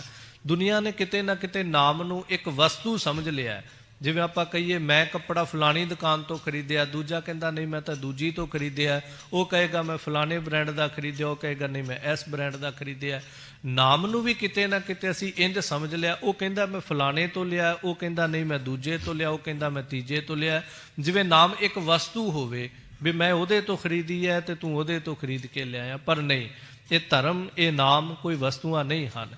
ਇਹ ਤਾਂ ਅਕਾਲ ਪੁਰਖ ਪਰਮੇਸ਼ਰ ਕਿਰਪਾ ਕਰੇ, ਇਹ ਮੁੱਲ ਨਹੀਂ ਖਰੀਦੀਆਂ ਜਾਂਦੀਆਂ। ਤਾਂ ਗੁਰੂ ਨਾਨਕ ਗੁਰੂ ਬਾਬਾ ਕਹਿੰਦੇ ਅਮੁੱਲ ਗੁਣ ਅਮੁੱਲ ਦਾਤਾਰ, ਕਿ ਉਹ ਅਮੁੱਲ, ਉਹਦੇ ਗੁਣ ਵੀ ਅਮੁੱਲ ਨੇ, ਉਹਦੇ ਗੁਣਾਂ ਦਾ ਵੀ ਕੋਈ ਮੁੱਲ ਨਹੀਂ ਪਾਇਆ ਜਾ ਸਕਦਾ ਤੇ ਉਹਨੂੰ ਖਰੀਦਿਆ ਨਹੀਂ ਜਾ ਸਕਦਾ, ਕਿਉਂਕਿ ਉਹ ਅਮੁੱਲ ਹੈ। ਕਿੱਥੋਂ ਖਰੀਦ ਲਵਾਂਗੇ ਉਹਨੂੰ? ਤਾਂ ਹਜ਼ੂਰ ਪਾਤਸ਼ਾਹ ਕਹਿੰਦੇ ਜਿਹੜੀਆਂ ਪਿਰ ਸੰਗ ਬੈਠੜੀਆਂ ਤਿੰਨ ਕੀ ਸੋਭਾ ਕਿਆ ਗਨੀ, ਜਿਹੜੀਆਂ ਉਹਦੇ ਕੋਲ ਬਹਿ ਗਈਆਂ, ਉਹਦੇ ਅੰਦਰ ਸਮਾ ਗਈਆਂ, ਉਹਦੇ ਸ਼ਬਦ ਨੂੰ ਕਮਾਉਣ ਲੱਗ ਗਈਆਂ, ਧਰਮ ਨੂੰ ਕਮਾਉਣ ਲੱਗ ਗਈਆਂ, ਸਾਹਿਬ ਕਹਿੰਦੇ ਉਹਨਾਂ ਦੀ ਵਡਿਆਈ ਜਾਂ ਉਹਨਾਂ ਦੀ ਉਪਮਾ, ਉਹਨਾਂ ਦੀ ਸ਼ੋਭਾ ਜਿਹੜੀ ਉਹ ਕਿੱਥੋਂ ਕੋਈ ਗਿਣ ਦਵੇਗਾ। ਤਨ ਮਨ ਮੌਲਿਆ ਰਾਮ ਸਿਉ ਸੰਗ ਸਾਧ ਸਹਿ ਲੜਿਆ। ਜਿਹੜੀਆਂ ਸਾਧੂ ਸਤਪੁਰਖ ਕਮਾਈ ਵਾਲਿਆਂ ਦੇ ਸੰਗ ਵਿੱਚ ਜੁੜ ਗਈਆਂ ਤੇ ਸਹੇਲੜੀਆਂ, ਜਿਨ੍ਹਾਂ ਨੇ ਸਾਧੂਆਂ ਸਤਪੁਰਖਾਂ ਨੂੰ ਆਪਣੀਆਂ ਸਹੇਲੀਆਂ ਬਣਾ ਲਿਆ। ਕਿਉਂਕਿ ਜਿਸ ਤਰ੍ਹਾਂ ਦਾ ਸੰਸਾਰ ਵਿੱਚ ਬੰਦੇ ਦਾ ਫਰੈਂਡ ਸਰਕਲ ਹੋਏਗਾ ਨਾ, ਸੁਭਾਵਕ ਹੈ ਬੰਦੇ ਦੀ ਮਾਨਸਿਕਤਾ ਉਸੇ ਤਰ੍ਹਾਂ ਦੀ ਹੋ ਜਾਂਦੀ ਹੈ।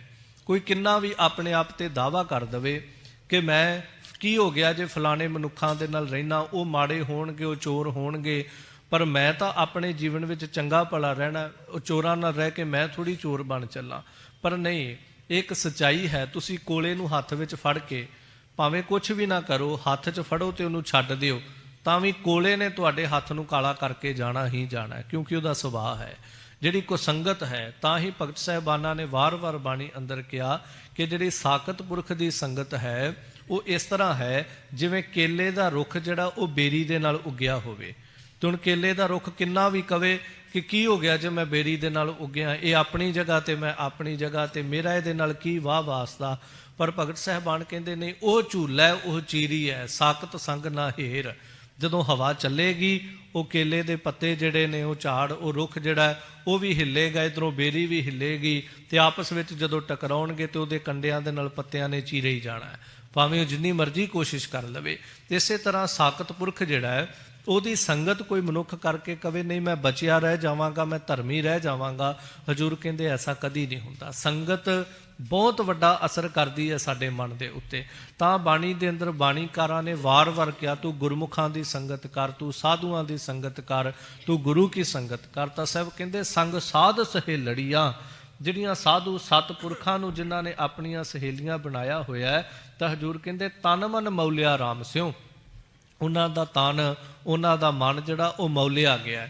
ਬਾਣੀ ਦਾ ਇੱਕ ਵਚਨ ਹੈ, ਮੌਲੀ ਧਰਤੀ ਮੌਲਿਆ ਆਕਾਸ, ਘਟ ਘਟ ਮੌਲਿਆ ਆਤਮ ਪ੍ਰਗਾਸ, ਰਾਜਾ ਰਾਮ ਮੌਲਿਆ ਅਨੰਤ ਭਾਏ। ਕਿ ਉਸ ਪਰਮੇਸ਼ਰ ਨੇ ਹਰ ਚੀਜ਼ ਨੂੰ ਮੌਲਿਆ ਹੈ।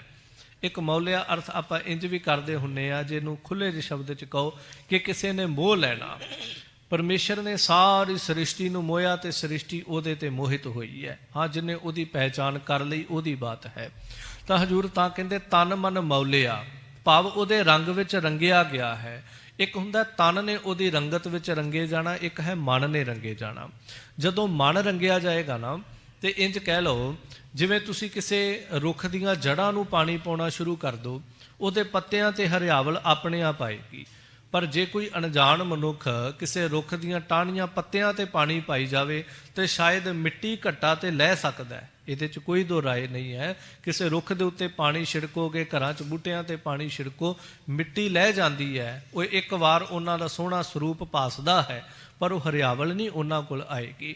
ਇਸੇ ਤਰ੍ਹਾਂ ਸ਼ਾਇਦ ਕਿਤੇ ਨਾ ਕਿਤੇ ਸਾਡੇ ਜੀਵਨ ਦੇ ਜਿਹੜੇ ਕਰਮ ਨੇ ਉਹ ਮਨ ਦੇ ਤਲ ਤੇ ਨਹੀਂ ਹੋ ਰਹੇ।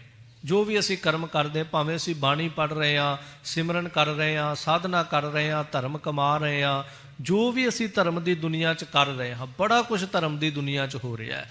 ਇਹ ਤਾਂ ਡਿੱਠੀ ਦੁਨੀਆ ਹਾਲੇ ਬਹੁਤ ਘੱਟ ਹੈ ਗੁਰਮੁਖੋ। ਅਣਡਿੱਠੀ ਦੁਨੀਆ ਨੂੰ ਕਦੀ ਵੇਖੋ ਤੇ ਤੁਹਾਨੂੰ ਪਤਾ ਲੱਗੇਗਾ ਆਹ ਜਿਹੜੇ ਲੋਕ ਕੁਝ ਕਰਦੇ ਨੇ ਇਸ ਤੋਂ ਬੜੀ ਦੁਨੀਆ ਅਗਾਂਹ ਪਈ ਹੋਈ ਹੈ। ਅਣਡਿੱਠੀ ਦੁਨੀਆ ਨੂੰ ਜਿਨ੍ਹਾਂ ਨੇ ਦੇਖਿਆ ਉਹਨਾਂ ਦੀਆਂ ਬਾਤਾਂ ਬੜੀਆਂ ਅਗਾਂਹ ਦੀਆਂ ਹਨ।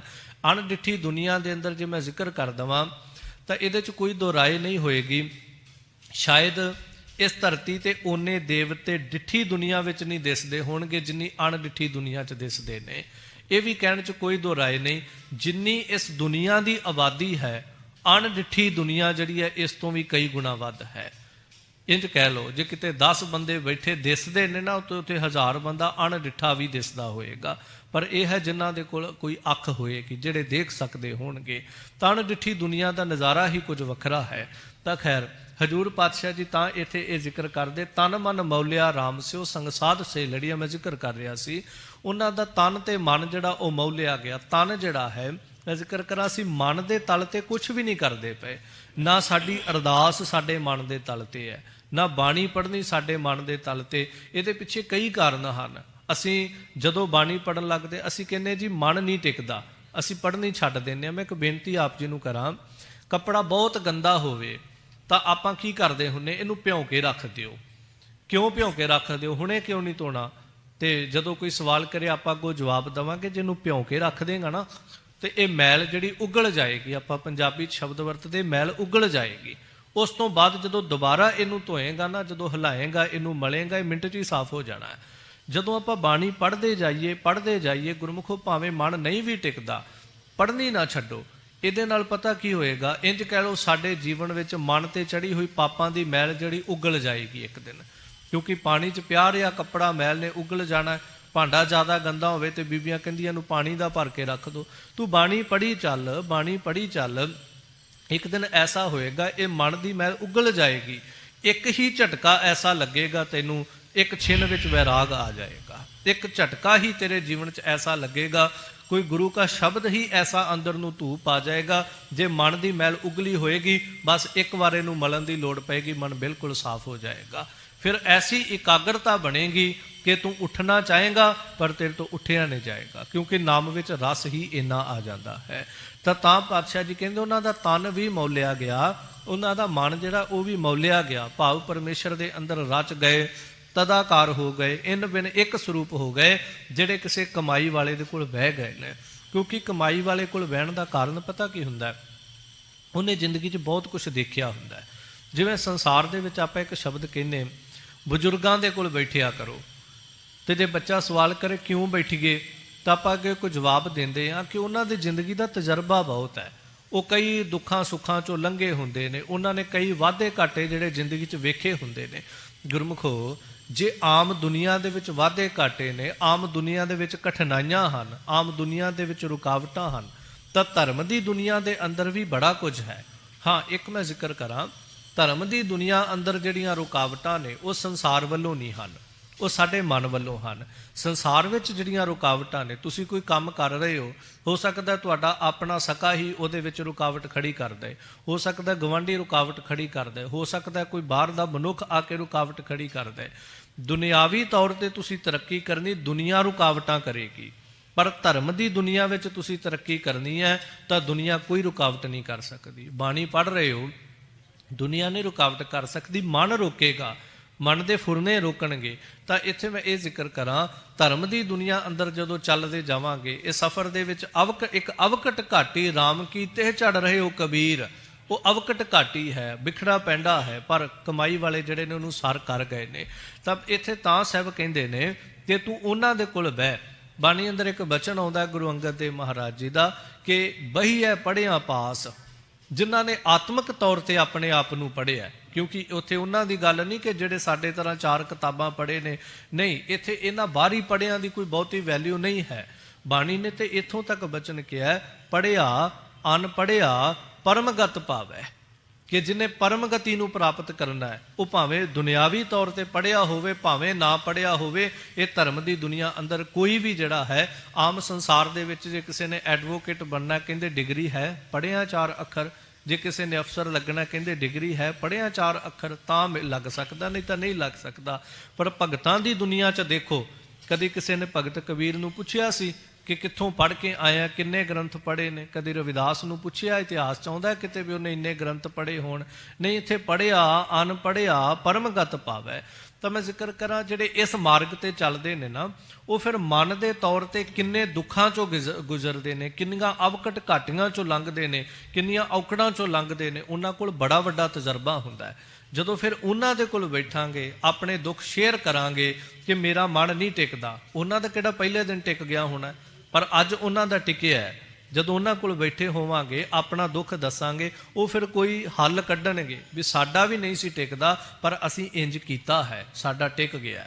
ਇਸ ਕਰਕੇ ਤੂੰ ਉਹਨਾਂ ਕੋਲ ਬੈਠਿਆ ਕਰ। ਉਹਨਾਂ ਕੋਲ ਇਸ ਮਨ ਨੂੰ ਟਿਕਾਉਣ ਦੇ ਬੜੇ ਬੜੇ ਵੱਡੇ ਤਜਰਬੇ ਹੁੰਦੇ ਹਨ। ਤਾਂ ਸਾਹਿਬ ਕਹਿੰਦੇ ਨੇ, ਸੰਗ ਸਾਧ ਸਹੇਲੜੀਆਂ, ਜਿਹੜੀਆਂ ਸਾਧੂ ਸਤਪੁਰਖਾਂ ਨਾਲ ਬਹਿ ਗਈਆਂ, ਉਹਨਾਂ ਦਾ ਤਨ ਤੇ ਮਨ ਜਿਹੜਾ ਸੋ ਮੌਲਿਆ ਗਿਆ ਹੈ। ਸਾਧ ਜਨਾ ਤੇ ਬਾਹਰੀ ਸੇ ਰਹਿਨ ਏਕ ਲੜਿਆ। ਤੇ ਜਿਹੜੀਆਂ ਸਤ ਸੰਗਤ ਤੋਂ ਬਾਹਰੀ ਹੋ ਕਰਕੇ ਤੁਰੀਆਂ ਫਿਰਦੀਆਂ ਨੇ, ਸਾਹਿਬ ਕਹਿੰਦੇ ਸੇ ਰਹਿਨ ਇਕੱਲੜੀਆਂ, ਉਹ ਇਕੱਲੀਆਂ ਹੀ ਤੁਰੀਆਂ ਫਿਰਦੀਆਂ ਨੇ। ਮਹਾਰਾਜ ਉਹਨਾਂ ਦੇ ਨਾਲ ਤੇ ਦੁਨੀਆ ਹੀ ਬੜੀ ਤੁਰੀ ਫਿਰਦੀ ਹੈ। ਉਹ ਤੇ ਬੜੇ ਬੜੇ ਪੂਰ ਜਥੇ ਲੈ ਕੇ, ਕਿੱਡੇ ਕਿੱਡੇ ਗਰੁੱਪ ਲੈ ਕੇ ਆਪਣੇ ਨਾਲ ਤੁਰਦੇ ਨੇ। ਸਾਹਿਬ ਕਹਿੰਦੇ ਦੁਨਿਆਵੀ ਤੌਰ ਤੇ ਇਹ ਭੀੜ ਉਹਨਾਂ ਦੇ ਨਾਲ ਹੋ ਸਕਦੀ ਹੈ, ਪਰ ਆਤਮਿਕ ਤੌਰ ਤੇ ਉਹਨਾਂ ਨੂੰ ਪੁੱਛ ਕੇ ਵੇਖੋ, ਜਿੰਨੇ ਉਹ ਦੁਖੀ ਹੋਣਗੇ ਆਤਮਿਕ ਤੌਰ ਤੇ, ਮਨ ਦੇ ਤਲ ਤੇ, ਉਹ ਕਹਿਣਗੇ ਬਾਹਰੋਂ ਬੜੇ ਲੋਕ ਸਾਡੇ ਨਾਲ ਨੇ, ਅੰਦਰੋਂ ਕੋਈ ਨਹੀਂ ਨਾਲ ਤੁਰਦਾ ਪਿਆ। ਇਸ ਕਰਕੇ ਸਾਹਿਬ ਕਹਿੰਦੇ ਰਹਿਣ ਇਕੱਲੜੀਆਂ, ਉਹ ਇਕੱਲੀਆਂ ਹੀ ਹਨ। ਉਹਨਾਂ ਦੇ ਨਾਲ ਧਰਮ ਦੀ ਦੁਨੀਆ ਵਿੱਚ ਕੁਝ ਵੀ ਨਹੀਂ। ਇੱਥੇ ਕੀ ਉਹਨਾਂ ਦੇ ਨਾਲ ਨਹੀਂ, ਨਾ ਉਹਨਾਂ ਕੋਲ ਜਤ ਰਹਿ ਗਿਆ, ਨਾ ਸਤ ਉਹਨਾਂ ਦੇ ਕੋਲ ਰਹਿ ਗਿਆ, ਨਾ ਧਰਮ ਉਹਨਾਂ ਦੇ ਕੋਲ ਰਹਿ ਗਿਆ, ਨਾ ਇਮਾਨਦਾਰੀ ਉਹਨਾਂ ਕੋਲ ਰਹਿ ਗਈ, ਨਾ ਸੱਚ ਉਹਨਾਂ ਦੇ ਪੱਲੇ ਵਿੱਚ ਰਹਿ ਗਿਆ। ਭਾਵੇਂ ਸਾਰਾ ਕੁਝ ਉਹਨਾਂ ਤੋਂ ਖੁੱਸ ਗਿਆ। ਇਹ ਸਾਰਾ ਕੁਝ ਸਾਡੀ ਇੱਕ ਸੰਪਤੀ ਹੈ, ਸਾਡੇ ਨਾਲ ਚੱਲਦੇ ਨੇ। ਤੁਸੀਂ ਇੱਥੇ ਆਏ ਹੋ ਤੇ ਜਿਨ੍ਹਾਂ ਦੇ ਕੋਲ ਸੱਚ ਹੈ, ਉਹਨਾਂ ਦਾ ਸੱਚ ਵੀ ਤੇ ਨਾਲ ਆਇਆ ਨਾ। ਬੰਦਾ ਇੰਝ ਥੋੜ੍ਹੀ ਕਹਿੰਦਾ ਮੈਂ ਫਲਾਨੀ ਥਾਂ ਤੇ ਚੱਲਾਂ, ਮੈਂ ਇਮਾਨਦਾਰੀ ਜਤ ਸਤ ਸਾਰਾ ਕੁਝ ਘਰੇ ਰੱਖ ਕੇ ਚੱਲਾਂ, ਜਾਂ ਮੈਂ ਘਰੋਂ ਚੁੱਕ ਲਿਆਵਾਂ। ਬੰਦਾ ਜਿੱਥੇ ਜਾਏਗਾ, ਉਹਦਾ ਹੁਨਰ, ਉਹਦੇ ਗੁਣ ਉਹਦੇ ਨਾਲ ਜਾਣਗੇ। ਜਿਹੜੇ ਧਰਮ ਦੇ ਸ਼ੁਭ ਗੁਣ ਹਨ, ਜਪ ਤਪ ਸੰਜਮ ਧਰਮ ਆਦਿ ਸ਼ੁਭ ਗੁਣ ਹਨ। ਤਾਂ ਸਾਹਿਬ ਕਹਿੰਦੇ ਇਸ ਤਰ੍ਹਾਂ ਰਹਿਣ ਇਕੱਲੜੀਆਂ, ਜਿਹੜੀਆਂ ਸਤ ਸੰਗਤ ਤੋਂ ਬਾਹਰ ਹੋ ਜਾਂਦੀਆਂ ਨੇ, ਉਹ ਫਿਰ ਇਕੱਲੀਆਂ ਹੀ ਰਹਿੰਦੀਆਂ ਨੇ। ਧਰਮ ਦੀ ਦੁਨੀਆ ਵਿੱਚ ਇਕੱਲੀਆਂ ਹੋ ਜਾਂਦੀਆਂ। ਧਰਮੀ ਮਨੁੱਖ ਵੀ ਉਹਨਾਂ ਦੇ ਨੇੜੇ ਨਹੀਂ ਆਉਂਦੇ, ਸ਼ੁਭ ਗੁਣ ਵੀ ਉਹਨਾਂ ਦੇ ਨੇੜੇ ਨਹੀਂ ਆਉਂਦੇ ਹਨ। ਤਿਨ ਦੁਖ ਨ ਕਵਹੁ ਉਤਰੈ,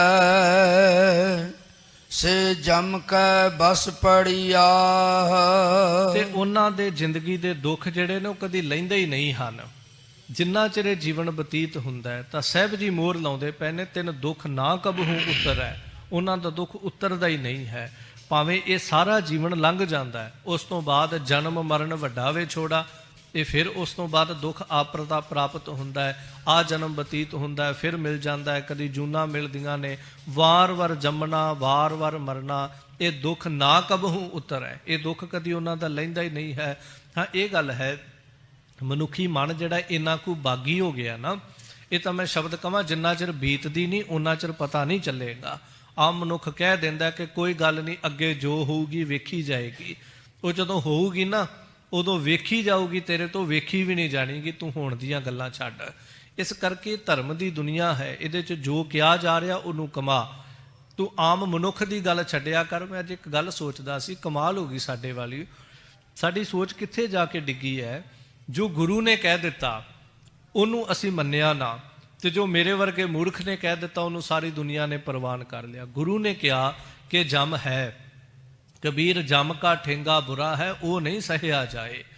ਬਾਣੀ ਨੇ ਬੜੀ ਵਾਰ ਇਹਨਾਂ ਜਮਾਂ ਦੀ ਗੱਲ ਕੀਤੀ। ਆਏ ਕਠਿਨ ਦੂਤ ਜਮ ਲੈਣਾ, ਉਹ ਆਉਣਗੇ ਤੈਨੂੰ ਕੇਸਾਂ ਤੋਂ ਫੜਨਗੇ, ਲੈ ਜਾਣਗੇ। ਗੁਰੂ ਸਾਹਿਬ ਨੇ, ਭਗਤ ਸਾਹਿਬਾਨਾਂ ਨੇ ਜੋ ਕਿਹਾ ਉਹ ਨਹੀਂ ਅਸੀਂ ਮੰਨਿਆ, ਤੇ ਮੇਰੇ ਵਰਗੇ ਨੇ ਉੱਠ ਕੇ ਕਹਿ ਦਿੱਤਾ ਨਾ ਜੀ ਜਮ ਤਾਂ ਹੁੰਦੇ ਹੀ ਨਹੀਂ, ਉਹ ਅਸੀਂ ਸਾਰਿਆਂ ਨੇ ਮੰਨ ਲਿਆ। ਅਸੀਂ ਇਹ ਕਿਵੇਂ ਸੋਚਾਂਗੇ? ਕਦੀ ਬਹਿ ਕੇ ਧਿਆਨ ਨਾਲ ਸੋਚੋ ਵੀ ਸਾਡੀ ਸੋਚ ਕਿੱਥੇ ਖੜੀ। ਅਸੀਂ ਇੱਕ ਆਮ ਮਨੁੱਖ ਨੂੰ ਉੱਚਾ ਕਰ ਦਿੱਤਾ ਤੇ ਗੁਰੂ ਸਾਹਿਬ ਜੀ ਨੂੰ ਅਸੀਂ ਨੀਵਾਂ ਦਿਖਾ ਦਿੱਤਾ। ਨਹੀਂ, ਤੁਹਾਡੇ ਸ਼ਬਦ ਨਹੀਂ ਸਾਨੂੰ ਪ੍ਰਵਾਨ, ਇਹਨੇ ਜੋ ਕਹਿਤਾ ਸਾਨੂੰ ਪ੍ਰਵਾਨ ਹੈ। ਪਰ ਬਾਣੀ ਵਾਰ-ਵਾਰ ਕਹਿ ਰਹੀ ਹੈ, ਤੈਨੂੰ ਉਹ ਕਬੀਰ ਜਮ ਕਾ ਠੇਂਗਾ ਬੁਰਾ ਹੈ, ਉਹ ਨਹੀਂ ਸਹਿਆ ਜਾਏ। ਤੈਨੂੰ ਚੋਟਾਂ ਮਿਲਣੀਆਂ ਨੇ, ਤੈਨੂੰ ਉਹਨਾਂ ਨੇ ਆਉਣਾ ਹੈ, ਤੈਨੂੰ ਧੂ ਕੇ ਲੈ ਕੇ ਜਾਣਾ, ਉਹਨਾਂ ਨੇ ਸਾਰਿਆਂ ਦੇ ਵਿੱਚੋਂ ਖਿੱਚ ਕੇ ਲੈ ਕੇ ਜਾਣਾ ਹੈ। ਉੱਥੇ ਜਾਂ ਜਮ ਆਏ ਪਕੜ ਚਲਾਏ, ਉਹ ਜਦੋਂ ਆਉਣਗੇ ਤੈਨੂੰ ਪਕੜ ਲੈਣਗੇ। ਫਿਰ ਸਾਹਿਬ ਬਾਣੀ ਅੰਦਰ ਇੱਕ ਇਹ ਵੀ ਬਚਨ ਕਹਿੰਦੇ ਨੇ ਕਿ ਭੇਤ ਚੇਤ ਹਰ ਕਿਸੈ ਨਾ ਮਿਲਿਓ, ਜਾਂ ਜਮ ਪਕੜ ਚਲਾਇਆ, ਕਿਸੇ ਨੂੰ ਭੇਤ ਹੀ ਨਹੀਂ ਮਿਲਦਾ, 4 ਬੰਦਿਆਂ 'ਚ ਬੈਠਾ ਕਿਹੜੇ ਵੇਲੇ ਉਹ ਖਿੱਚ ਕੇ ਲੈ ਗਏ, ਗੱਲਾਂ ਕਰਦਾ ਕਰਦਾ ਢੇਰੀ ਹੋ ਗਿਆ, ਪਤਾ ਹੀ ਨਹੀਂ ਲੱਗਾ। ਭੇਤ ਚੇਤ ਹਰ ਕਿਸੇ ਨਾ ਮਿਲਿਓ, ਜਾਂ ਜਮ ਪਕੜ ਚਲਾਇਆ। ਕੌਣ ਕਹਿੰਦਾ ਨਹੀਂ ਹੁੰਦੇਗੇ? ਸਾਹਿਬ ਕਹਿ ਰਹੇ ਨੇ ਬਾਣੀ ਅੰਦਰ ਵਾਰ-ਵਾਰ। ਤਾਂ ਗਰੀਬ ਨਵਾਜ ਪਾਤਸ਼ਾਹ ਤੇ ਫਿਰ ਸਾਨੂੰ ਸਮਝਾ ਕੇ ਕਹਿੰਦੇ ਨੇ, ਸੇ ਰਹਿਣ ਇਕੇਲੜੀਆਂ ਤਿਨ ਦੁੱਖ ਨਾ ਕਬਹੂ ਉਤਰੈ। ਉਹਨਾਂ ਦਾ ਇਹ ਮੌਤ ਦਾ, ਇਹ ਜੰਮਣ ਮਰਨ ਦਾ ਦੁੱਖ ਜਿਹੜਾ ਕਦੀ ਨਹੀਂ ਦੂਰ ਹੁੰਦਾ। ਕੌਣ? ਸੇ ਜੰਮ ਕੇ ਵਸ ਪੜੀਆਂ। ਸਾਹਿਬ ਕਹਿੰਦੇ ਉਹ ਜਮਾਂ ਦੇ ਵਸ ਪੈਂਦੀਆਂ ਹਨ ਜਿਹੜੀਆਂ ਸਤ ਸੰਗਤ ਤੋਂ ਵਾਂਝੀਆਂ ਰਹਿੰਦੀਆਂ ਹਨ। ਜਿਨੇ ਰਾਵਿਆ ਪ੍ਰਭ ਆਪਣਾ, ਸੇ ਦਿਸਨ ਨਿਤ ਖੜਿਆ। ਜਿਨ੍ਹਾਂ ਨੇ ਆਪਣੇ ਪ੍ਰਭੂ ਨੂੰ ਰਾਵਿਆ ਹੈ, ਮਾਣਿਆ ਹੈ, ਤਨ ਕਰਕੇ ਮਨ ਕਰਕੇ, ਜਿਨ੍ਹਾਂ ਨੇ ਉਹਦੀ ਹਜ਼ੂਰੀ ਨੂੰ, ਉਹਦੀ ਗੋਦ ਨੂੰ ਮਾਣ ਲਿਆ ਹੈ, ਉਹਦੇ ਸ਼ਬਦ ਦੇ ਨਿੱਘ ਨੂੰ ਮਾਣ ਲਿਆ, ਸੇ ਦਿਸਨ ਨਿਤ ਖੜੀਆਂ। ਸਭ ਕਹਿੰਦੇ ਉਹ ਰੋਜ਼ ਹੀ ਉਹਦੀ ਹਜ਼ੂਰੀ 'ਚ ਖੜੀਆਂ ਦਿਸਦੀਆਂ ਨੇ। ਮੈਂ ਪਹਿਲਾਂ ਵੀ ਜ਼ਿਕਰ ਕੀਤਾ, ਅਣਡਿੱਠੀ ਦੁਨੀਆ ਕਦੀ ਦੇਖੋ ਤੇ ਤੁਹਾਨੂੰ ਪਤਾ ਲੱਗੇਗਾ। ਅਸੀਂ ਤੇ ਸਾਰੇ 50-60 ਬੈਠੇ ਹਾਂ, ਇੱਥੇ ਅਣਡਿੱਠੀ ਦੁਨੀਆ ਦੀ ਭੀੜ ਲੱਗੀ ਪਈ ਹੈ। ਅਣਡਿੱਠੀ ਦੁਨੀਆ ਕਦੀ ਦੇਖੋ ਤਾਂ ਤੁਹਾਨੂੰ ਪਤਾ ਲੱਗੇਗਾ। ਸ਼ਹੀਦੀ ਰੂਹਾਂ, ਗੁਰੂ ਕੇ ਖਾਲਸੇ, ਜਾਂ ਇੰਝ ਕਹਿ ਲਓ ਅਣਡਿੱਠੀ ਦੁਨੀਆ 'ਚ ਬੜੇ ਆ ਜਾਂਦੇ ਨੇ। ਕਿਹਦਾ ਜ਼ਿਕਰ ਕਰਾਂ? ਤਾਂ ਗਰੀਬ ਨਵਾਜ ਪਾਤਸ਼ਾਹ ਇੱਥੇ ਇਹ ਕਹਿ ਰਿਹਾ, ਸੇ ਦਿਸਨ ਨਿਤ ਖੜੀਆਂ। ਸਰੀਰਕ ਤੌਰ ਤੇ ਅਸੀਂ ਸਾਰਾ ਸਮਾਂ ਗੁਰੂ ਦੇ ਸਾਹਮਣੇ ਨਹੀਂ ਖੜ ਸਕਦੇ, ਪਰ ਉਹਨਾਂ ਦੀ ਅਵਸਥਾ ਕੈਸੀ ਬਣ ਜਾਂਦੀ, ਉਹ ਤਨ ਕਰਕੇ ਹੱਥ ਪਾਉ ਕਰ ਕਾਮ ਸਭ ਚੀਤ ਨਿਰੰਜਨ ਨਾਲ, ਸੇ ਦਿਸਨ ਨਿਤ ਖੜੀਆਂ। ਉਹ ਮਾਲਕ ਦੀ ਦਰਗਾਹ ਦੇ ਅੰਦਰ ਵੀ ਸਾਖਿਆਤ ਖੜੀਆਂ ਨੇ, ਉਹ ਸਾਹਿਬ ਦੀ ਹਜ਼ੂਰੀ ਅੰਦਰ ਵੀ ਖੜੀਆਂ ਰਹਿੰਦੀਆਂ। ਉਹ ਤਨ ਕਰਕੇ ਭਾਵੇਂ ਕਿਤੇ ਵੀ ਆਪਣੇ ਗ੍ਰਸਥ ਜੀਵਨ ਨੂੰ ਨਿਭਾਉਂਦੀਆਂ ਹਨ। ਤਾਂ ਹਜ਼ੂਰ ਪਾਤਸ਼ਾਹ ਕਹਿੰਦੇ ਉਹ ਐਸੀਆਂ ਜਿਵੇਂ ਇਸਤਰੀਆਂ ਹੋ ਜਾਂਦੀਆਂ ਹਨ। ਰਤਨ ਜਵੇ ਹਰ ਲਾਲ ਹਰ, ਕੰਠ ਤਿਨਾ ਜੜਿਆ। ਉਹ ਫਿਰ ਇਸ ਬਾਹਰੀ ਸ਼ਿੰਗਾਰ ਨੂੰ ਕੋਈ ਅਹਿਮੀਅਤ ਨਹੀਂ ਦਿੰਦੇ, ਕਿਉਂਕਿ ਇਹ ਬਾਹਰੀ ਸ਼ਿੰਗਾਰ ਅਸਲ ਦੇ ਵਿੱਚ ਕੀ ਹੈ? ਜੇ ਬੰਦੇ ਕੋਲ ਅਸਲੀ ਨਹੀਂ ਤਾਂ ਉਹਨੂੰ ਨਕਲੀ ਦਾ ਸਹਾਰਾ ਲੈਣਾ ਪਏਗਾ। ਜਿਵੇਂ ਕਿ ਉਦਾਹਰਨ ਦੇ ਤੌਰ ਤੇ ਕਹਾਂ, ਹੁਣ ਇਹ ਫੁੱਲ ਪਏ ਨੇ, ਇੱਥੇ ਅਸਲੀ ਨਹੀਂ ਸਨ, ਨਕਲੀਆਂ ਦਾ ਸਹਾਰਾ ਲੈ ਲਿਆ। ਹੁਣ ਇੱਕ ਗਰੀਬ ਮਨੁੱਖ ਹੁੰਦਾ ਹੈ ਤਾਂ ਉਹਦੇ ਕੋਲ ਅਸਲੀ ਸੋਨਾ ਲੈਣ ਦੀ ਤਾਕਤ ਨਹੀਂ ਹੁੰਦੀ, ਧਨ ਨਹੀਂ ਹੁੰਦਾ। ਉਹ ਕੀ ਕਰਦਾ ਹੈ? ਫਿਰ ਆਰਟੀਫਿਸ਼ੀਅਲ ਗਹਿਰੇ ਪਾ ਲੈਂਦਾ। ਜਿੱਥੇ ਅਸਲੀ ਨਹੀਂ ਪ੍ਰਾਪਤ ਹੁੰਦਾ, ਬੰਦਾ ਫਿਰ ਨਕਲੀ ਦਾ ਸਹਾਰਾ ਲੈਂਦਾ ਕਿ ਨਹੀਂ, ਆਹ ਮਹਿੰਗਾ ਕੱਪੜਾ ਮੈਂ ਨਹੀਂ ਖਰੀਦ ਸਕਦਾ, ਪਰ ਇਹਦੀ ਹੀ ਕਾਪੀ ਹੈਗੀ ਹੈ, ਮੈਂ ਉਹ ਪਾ ਕੇ ਸਮਾਂ ਕੱਢ ਲਵਾਂਗਾ। ਆਹ ਮਹਿੰਗੀ ਚੀਜ਼ ਮੈਂ ਨਹੀਂ ਵਰਤ ਸਕਦਾ, ਪਰ ਇਹਦੇ ਨਾਲ ਦੀ ਨਕਲੀ ਚੀਜ਼ ਹੈ, ਬਹੁਤਾ ਪਤਾ ਨਹੀਂ ਲੱਗਦਾ, ਇਹ ਅਸਲੀ ਦਾ ਭੁਲੇਖਾ ਹੀ ਪਾਉਂਦੀ, ਇਸ ਕਰਕੇ ਮੈਂ ਇਹਦੇ ਨਾਲ ਸਾਰ ਲਵਾਂਗਾ। ਭਾਵ ਕੀ ਹੈ? ਜਦੋਂ ਅਸੀਂ ਅਸਲੀਅਤ ਤੱਕ ਨਹੀਂ ਪਹੁੰਚਦੇ, ਅਸੀਂ ਨਕਲੀ ਦਾ ਸਹਾਰਾ ਜਿਹੜਾ ਉਹ ਗਰੀਬ ਨਵਾਜ ਪਾਤਸ਼ਾਹ ਕਹਿੰਦੇ ਲੈਂਦੇ ਹਾਂ। ਤਾਂ ਹਜ਼ੂਰ ਪਾਤਸ਼ਾਹ ਕਹਿੰਦੇ ਨੇ, ਤਿਨੀ ਰਾਵਿਆ ਪ੍ਰਭ ਆਪਣਾ, ਰਤਨ ਜਵੇਹਰ ਲਾਲ ਹਰ ਕੰਠ ਤਿਨਾ ਜੜੀਆਂ। ਹੁਣ ਇੱਥੇ ਗਰੀਬ ਨਵਾਜ ਪਾਤਸ਼ਾਹ ਕਹਿੰਦੇ ਕਿ ਪਰਮੇਸ਼ਰ ਦਾ ਨਾਮ ਰੂਪੀ ਰਤਨ, ਜਾਂ ਇੰਜ ਕਹਿ ਲਓ ਵੈਰਾਗ ਰੂਪੀ ਰਤਨ, ਉਹਦੇ ਨਾਮ ਦੇ ਹੀਰੇ ਪੰਨੇ ਪੁਖਰਾਜ, ਇਹ ਅਸਲੀ ਹਨ।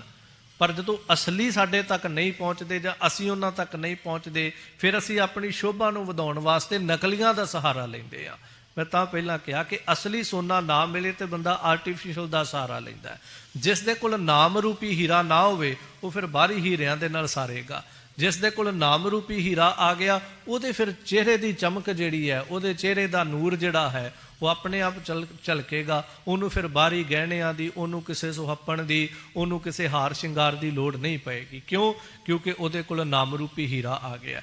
ਤਾਂ ਸਾਹਿਬ ਪਾਤਸ਼ਾਹ ਕਹਿੰਦੇ, ਰਤਨ ਜਵੇਹਰ ਲਾਲ ਹਰ ਕੰਠ ਤਿਨਾ ਜੜੀਆਂ।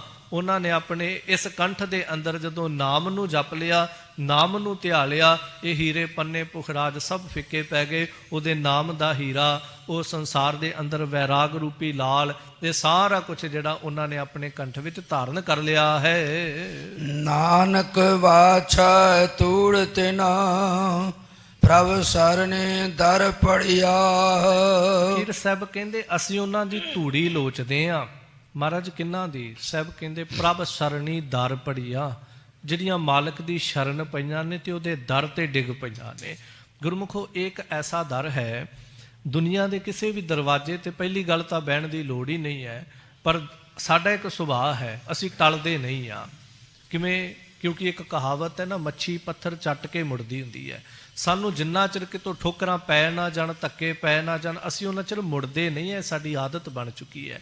ਪਰ ਇਸ ਦਰ ਦੇ ਪ੍ਰਥਾਏ ਭਗਤ ਕਬੀਰ ਜੀ ਕਹਿੰਦੇ, ਕਬੀਰ ਜਿਹ ਦਰ ਆਵਤ ਜਾਤਿਓਂ ਹਟਕੈ ਨਾਹੀ ਕੋਏ, ਸੋ ਦਰ ਕੈਸੇ ਛੋਟੀ ਹੈ ਜੋ ਦਰ ਐਸਾ ਹੋਏ। ਜਿਹੜਾ ਇਸ ਤਰ੍ਹਾਂ ਦਾ ਦਰ ਉਹ ਕਿਵੇਂ ਛੱਡ ਦੇਵਾਂ ਮੈਂ? ਗੱਲ ਇਹ ਹੈ, ਜਦੋਂ ਕਿਸੇ ਚੀਜ਼ ਦੀ ਵੈਲਿਊ ਪਤਾ ਲੱਗ ਜਾਏਗੀ ਨਾ, ਉਦੋਂ ਨਹੀਂ ਅਸੀਂ ਛੱਡਾਂਗੇ। ਜੇ ਸਾਡੇ ਹੱਥ 'ਚ ਹੀਰਾ ਹੀ ਹੈ, ਸਾਨੂੰ ਨਹੀਂ ਉਹਦਾ ਪਤਾ, ਤੇ ਅਸੀਂ ਕਵਾਂਗੇ ਲੈ ਭਰਾਵਾ ਤੂੰ ਲੈ ਜਾ। ਤੇ ਜਦੋਂ ਕਿਸੇ ਨੇ ਦੱਸਤਾ ਇਹ ਤੇ ਲੱਖਾਂ ਦਾ, ਤੇ ਫਿਰ ਭਾਵੇਂ ਸਕਾ ਭਰਾ ਹੱਥ 'ਚੋਂ ਖੋਹਦਾ ਹੋਵੇ, ਆਪਾਂ ਕਵਾਂਗੇ ਨਹੀਂ ਇਹ ਨਹੀਂ ਛੱਡਣਾ ਮੈਂ। ਜਦੋਂ ਇਸ ਦਰਵਾਜ਼ੇ ਦੀ ਕੀਮਤ ਵੈਲਿਊ ਪਤਾ ਲੱਗ ਗਈ, ਫਿਰ ਨਹੀਂ ਛੱਡਾਂਗੇ ਇਸ ਦਰਵਾਜ਼ੇ ਨੂੰ। ਹਾਲੇ ਸਾਨੂੰ ਇਹਦੀ ਕਦਰ ਨਹੀਂ ਪਤਾ, ਸਾਨੂੰ ਲੱਗਦਾ ਵੀ ਇਹ ਆਮ ਹੀ ਹੈ, ਬਸ ਇੱਥੇ ਆ ਕੇ ਦੁਨੀਆ ਮੱਥਾ ਟੇਕਦੀ, ਅਸੀਂ ਵੀ ਟੇਕ ਜਾਂਦੇ ਹਾਂ, ਤੇ ਕੀ ਫਰਕ ਪੈਂਦਾ, ਸਿਰ ਇੱਥੇ ਰਗੜ ਦੋ, ਸਿਰ ਦੂਜੀ ਥਾਂ ਤੇ ਰਗੜ ਦੋ। ਜਿਸ ਦਿਨ ਇਹਦੀ ਵੈਲਿਊ ਪਤਾ ਲੱਗ ਜਾਏਗੀ, ਉਸ ਦਿਨ ਅਸੀਂ ਕਵਾਂਗੇ ਕਿ ਨਹੀਂ, ਮੈਂ ਇਸ ਦਰ ਨੂੰ ਛੱਡ ਕੇ ਕਿਸੇ ਹੋਰ ਦਰ ਨਹੀਂ ਜਾ ਸਕਦਾ। ਤਾਂ ਹਜ਼ੂਰ ਪਾਤਸ਼ਾਹ ਕਹਿੰਦੇ ਜਿਹੜੀਆਂ ਮਾਲਕ ਦੇ ਦਰ ਖੜੀਆਂ ਰਹਿੰਦੀਆਂ ਨੇ, ਅਸੀਂ ਉਹਨਾਂ ਦੀ ਧੂੜ ਲੋਚਦੇ ਹਾਂ। ਤਾਂ ਰੋਜ਼ ਸਿੱਖ ਅਰਦਾਸ 'ਚ ਕਹਿੰਦਾ, ਸਹੀ ਪਿਆਰੇ ਮੇਲ ਜਿੰਨਾ ਮਿਲਿਆ ਤੇਰਾ ਨਾਮ ਚਿੱਤ ਆਵੇ। ਉਹ ਪਿਆਰੇ ਮਿਲਾ ਸਾਨੂੰ। ਰੋਜ਼ਾਨਾ ਸੋਹਿਲਾ ਸਾਹਿਬ ਦੀ ਬਾਣੀ ਪੜ੍ਹ ਕੇ ਇਹੀ ਅਸੀਂ ਬਚਨ ਕਰਦੇ ਹਾਂ ਕਿ ਇਹ ਅਕਾਲ ਪੁਰਖ ਪਰਮੇਸ਼ਰ ਤੇਰੇ ਚਰਨਾਂ 'ਚ ਇਹੀ ਅਰਦਾਸ ਹੈ। ਜਦੋਂ ਅਸੀਂ ਜਪਜੀ ਸਾਹਿਬ ਦੀ ਸੰਪੂਰਨਤਾ ਕਰਦੇ ਹਾਂ ਤਾਂ ਸ਼ਲੋਕ ਕਿੱਥੇ ਜਾ ਕੇ ਕਰਦੇ? ਜਿਨੀ ਨਾਮ ਧਿਆਇਆ ਗਏ ਮਸਕਤ ਘਾਲ, ਨਾਨਕ ਤੇ ਮੁਖ ਉਜਲੇ ਕੀਤੀ ਛੁੱਟੀ ਨਾਲ। ਜਿਨ੍ਹਾਂ ਨੇ ਨਾਮ ਧਿਆਇਆ, ਮੁਖ ਉਜਲੇ ਲੈ ਕੇ ਗਏ ਨੇ, ਅਸੀਂ ਉਹਨਾਂ ਦੀ ਧੂੜ ਲੋਚਦੇ ਹਾਂ। ਤਾਂ ਅੰਤਰਜਾਮੀ ਪੁਰਖ ਵਿਦਾਤੇ ਸਰਦਾ ਮਨ ਕੀ ਪੂਰੇ, ਨਾਨਕ ਦਾਸ ਇਹ ਸੁਖ ਮੰਗੈ ਮੋਕੋ ਕਰ ਸੰਤਨ ਕੀ ਤੂਰੇ। ਤਾਂ ਹਜ਼ੂਰ ਇਹੀ ਕਹਿੰਦੇ ਨੇ, ਅਸੀਂ ਉਹਨਾਂ ਦੀ ਧੂੜੀ ਲੋਚਦੇ ਹਾਂ। ਮਘਰ ਪ੍ਰਭ ਆਰਾਧਨਾ ਬਹੁਰ ਨ ਜਨਮੜਿਆ। ਕੀਲ ਸਾਹਿਬ ਇਸ ਪਾਵਨ ਮਹੀਨੇ 'ਚ ਉਪਦੇਸ਼ ਦੇ ਕੇ ਕਹਿੰਦੇ, ਮੰਘਰ ਪ੍ਰਭ ਆਰਾਧਨਾ। ਐ ਭਾਈ, ਇਸ ਸਾਰੇ ਮਹੀਨੇ ਦੇ ਅੰਦਰ ਉਸ ਪ੍ਰਭੂ ਦਾ ਆਰਾਧਨ ਕਰੀ। ਮਹਾਰਾਜ ਕੀ ਹੋਏਗਾ? ਕਿਉਂਕਿ ਸਾਡਾ ਇੱਕ ਸੁਭਾਅ ਸੀ, ਕੁਛ ਵੀ ਕਰਨਾ ਹੋਵੇ ਨਾ, ਬੱਚੇ ਨੂੰ ਵੀ ਕਹਿ ਦੋ ਆਹ ਕਰ ਲਾ, ਉਹ ਅੱਗੋਂ ਕਹੇਗਾ ਇਹਦਾ ਰਿਜ਼ਲਟ ਕੀ ਮਿਲੇਗਾ। ਸਾਡੀ ਆਦਤ ਹੈ, ਜਦੋਂ ਵੀ ਗੁਰੂ ਸਾਹਿਬ ਕਹਿੰਦੇ ਨੇ ਆਹ ਕਰ, ਸਾਡਾ ਸਵਾਲ ਖੜਾ ਹੋ ਜਾਂਦਾ, ਮਹਾਰਾਜ ਕਰ ਤਾਂ ਦੇਵਾਂਗੇ, ਸੇਵਾ ਤਾਂ ਕਰ ਲਾਂਗੇ, ਪਰ ਮਿਲੇਗਾ ਕੀ? ਬਾਣੀ ਤਾਂ ਪੜ੍ਹ ਲਾਂਗੇ, ਮਿਲੇਗਾ ਕੀ? ਸਿਮਰਨ ਤਾਂ ਕਰ ਲਾਂਗੇ, ਮਹਾਰਾਜ ਮਿਲੇਗਾ ਕੀ? ਹਜ਼ੂਰ ਜਿੱਥੇ ਵੀ ਸਿਮਰਨ ਦੀ, ਬਾਣੀ ਪੜ੍ਹਨ ਦੀ ਗੱਲ ਕਰਦੇ ਨਾਲ ਫਲ ਦੱਸ ਦਿੰਦੇ। ਤਾਂ ਸਾਹਿਬ ਕਹਿੰਦੇ, ਮੰਘਰ ਪ੍ਰਭ ਆਰਾਧਨਾ, ਤੂੰ ਆਰਾਧਨ ਕਰ, ਮਹਾਰਾਜ ਕੀ ਮਿਲੇਗਾ? ਸਾਹਿਬ ਕਹਿੰਦੇ, ਬਹੁੜ ਨਾ ਜਨਮੜੀ ਆਹ, ਮੈਂ ਤੇਰੇ ਨਾਲ ਬਚਨ ਕਰਦਾ, ਮੈਂ ਤੇਰੇ ਨਾਲ ਵਾਅਦਾ ਕਰਦਾ, ਤੇਰਾ ਪਰਤ ਕੇ ਜਨਮ ਮਰਨ ਨਹੀਂ ਹੋਏਗਾ। ਤੈਨੂੰ ਵਾਰ-ਵਾਰ ਇਹ ਮਾਤ ਗਰਭ, ਇਹ ਜੂਨਾ ਦਾ ਦੁੱਖ ਜਿਹੜਾ ਇਹ ਨਹੀਂ ਭੋਗਣਾ ਪਏਗਾ। ਤੂੰ ਸਿਮਰਨ ਕਰ ਲਾ ਤੇ ਮੈਂ ਤੇਰਾ ਜਨਮ ਮਰਨ ਜਿਹੜਾ ਉਹ ਮਿਟਾ ਦੇਵਾਂਗਾ। ਪ੍ਰਭ ਕੈ ਸਿਮਰਨ ਗਰਭ ਨਾ ਬਸੈ, ਪ੍ਰਭ ਕੈ ਸਿਮਰਨ ਦੁਖ ਜਮ ਨਸੈ। ਪ੍ਰਭੂ ਦਾ ਸਿਮਰਨ ਕਰਨ ਨਾਲ ਗਰਭ ਦੇ ਦੁੱਖ ਖਤਮ ਹੋ ਜਾਂਦੇ, ਜਮਾਂ ਦਾ ਦੁੱਖ ਜਿਹੜਾ ਉਹ ਸਾਹਿਬ ਪਾਤਸ਼ਾਹ ਕਹਿੰਦੇ ਖਤਮ ਹੋ ਜਾਂਦਾ। ਇਹ ਸਾਹਿਬ ਨੇ ਅੱਜ ਇਸ ਮੱਘਰ ਦੇ ਮਹੀਨੇ ਦੀ ਪ੍ਰਾਰੰਭਤਾ ਤੇ ਸਾਨੂੰ ਸਭਨਾਂ ਨੂੰ ਉਪਦੇਸ਼ ਬਖਸ਼ਿਆ ਹੈ। ਸੁਣ ਤੇ ਸਾਰਿਆਂ ਨੇ ਲਿਆ, ਗੁਰੂ ਤਰਸ ਕਰੇ, ਅਸੀਂ ਕਿਤੇ ਕਮਾ ਵੀ ਜਾਈਏ ਤੇ ਇਸ ਸ਼ਬਦ ਨੂੰ ਜੀਵਨ ਅੰਦਰ ਢਾਲ ਲੈਣਾ ਕਰੀਏ। ਗੁਰੂ ਤਰਸ ਕਰੇ, ਭੁੱਲਾਂ ਦੀ ਖਿਮਾ, ਸਹਿਬ ਸਮੱਤ ਦੀ ਦਾਤ ਬਖਸ਼ਣ। ਹੁਣ ਇਸ ਤੋਂ ਉਪਰੰਤ ਅਰਦਾਸ ਬੇਨਤੀ, ਫਿਰ ਗਰੀਬ ਨਵਾਜ ਪਾਤਸ਼ਾਹ ਦੇ ਮੁੱਖ ਵਾਕ, ਫਿਰ ਬਾਜਾਂ ਵਾਲੇ ਸਾਹਿਬ ਜੀ ਦੇ ਪਾਵਨ ਸ਼ਸਤਰਾਂ ਦੇ ਦਰਸ਼ਨ ਦੀਦਾਰ ਐਡੀਸ਼ਨਲ ਹੈੱਡ ਗ੍ਰੰਥੀ ਸਿੰਘ ਸਾਹਿਬ ਗਿਆਨੀ ਬਲਦੇਵ ਸਿੰਘ ਜੀ ਕਰਾਉਣਗੇ। ਇੱਕ ਬੇਨਤੀ ਸੰਗਰਾਂਦ ਤੇ ਵਿਸ਼ੇਸ਼ ਹੁੰਦੀ ਹੈ ਕਿ ਜਦੋਂ ਅਰਦਾਸ ਤੋਂ ਬਾਅਦ ਗੁਰੂ ਗ੍ਰੰਥ ਸਾਹਿਬ ਮਹਾਰਾਜ ਦਾ ਮੁੱਖ ਵਾਕ ਹੋਏਗਾ ਤੇ ਅੱਜ ਸੰਗਰਾਂਦ ਵਾਲੇ ਦਿਨ ਉਹ ਪਾਵਨ ਗੁਰੂ ਗ੍ਰੰਥ ਸਾਹਿਬ ਮਹਾਰਾਜ ਦਾ ਸਰੂਪ ਪ੍ਰਕਾਸ਼ ਕੀਤਾ ਜਾਂਦਾ ਹੈ, ਜਿਸ ਦੇ ਉੱਤੇ ਮੂਲ ਮੰਤਰ ਲਿਖ ਕੇ ਧੰਨ ਗੁਰੂ ਕਲਗੀਧਰ ਗੁਰੂ ਗੋਬਿੰਦ ਸਿੰਘ ਮਹਾਰਾਜ ਨੇ ਆਪਣੇ ਸਾਈਨ ਕੀਤੇ ਨੇ, ਜਿਹਨੂੰ ਆਪਾਂ ਕਹਿੰਦੇ ਸਿਗਨੇਚਰ ਕੀਤੇ ਹੋਏ ਨੇ। ਉਹਨਾਂ ਦੇ ਦਰਸ਼ਨ ਮੁੱਖ ਵਾਕ ਤੋਂ ਬਾਅਦ ਸਿੰਘ ਸਾਹਿਬ ਜੀ ਗੁਰੂ ਸਾਹਿਬ ਦੇ ਪੰਨੇ ਪਲਟਾ ਕੇ ਸੰਗਤਾਂ ਨੂੰ ਕਰਵਾਉਂਦੇ ਨੇ। ਸੋ ਜਿਨ੍ਹਾਂ ਦਰਸ਼ਨ ਕਰਨੇ ਹੋਣ ਉਹ ਮੁੱਖ ਵਾਕ ਤੋਂ ਬਾਅਦ ਕਰ ਸਕਦੇ ਹਨ ਜੀ। ਭੁੱਲਾਂ ਦੀ ਖਿਮਾ, ਹਜ਼ੂਰ ਸਮੱਤ ਦੀ ਦਾਤ ਬਖਸ਼, ਨਿਵਾਜਣਾ ਕਰਨਾ। ਨਾਨਕ ਵਾਛਾ ਤੂੜ ਤਿਨਾ ਪ੍ਰਭ ਸਰਨੇ ਦਰ ਪੜਿਆ। ਮਘਰ ਪ੍ਰਭ ਆਰਾਧਨਾ ਬਹੁੜ ਨ ਜਨਮੜਿਆ।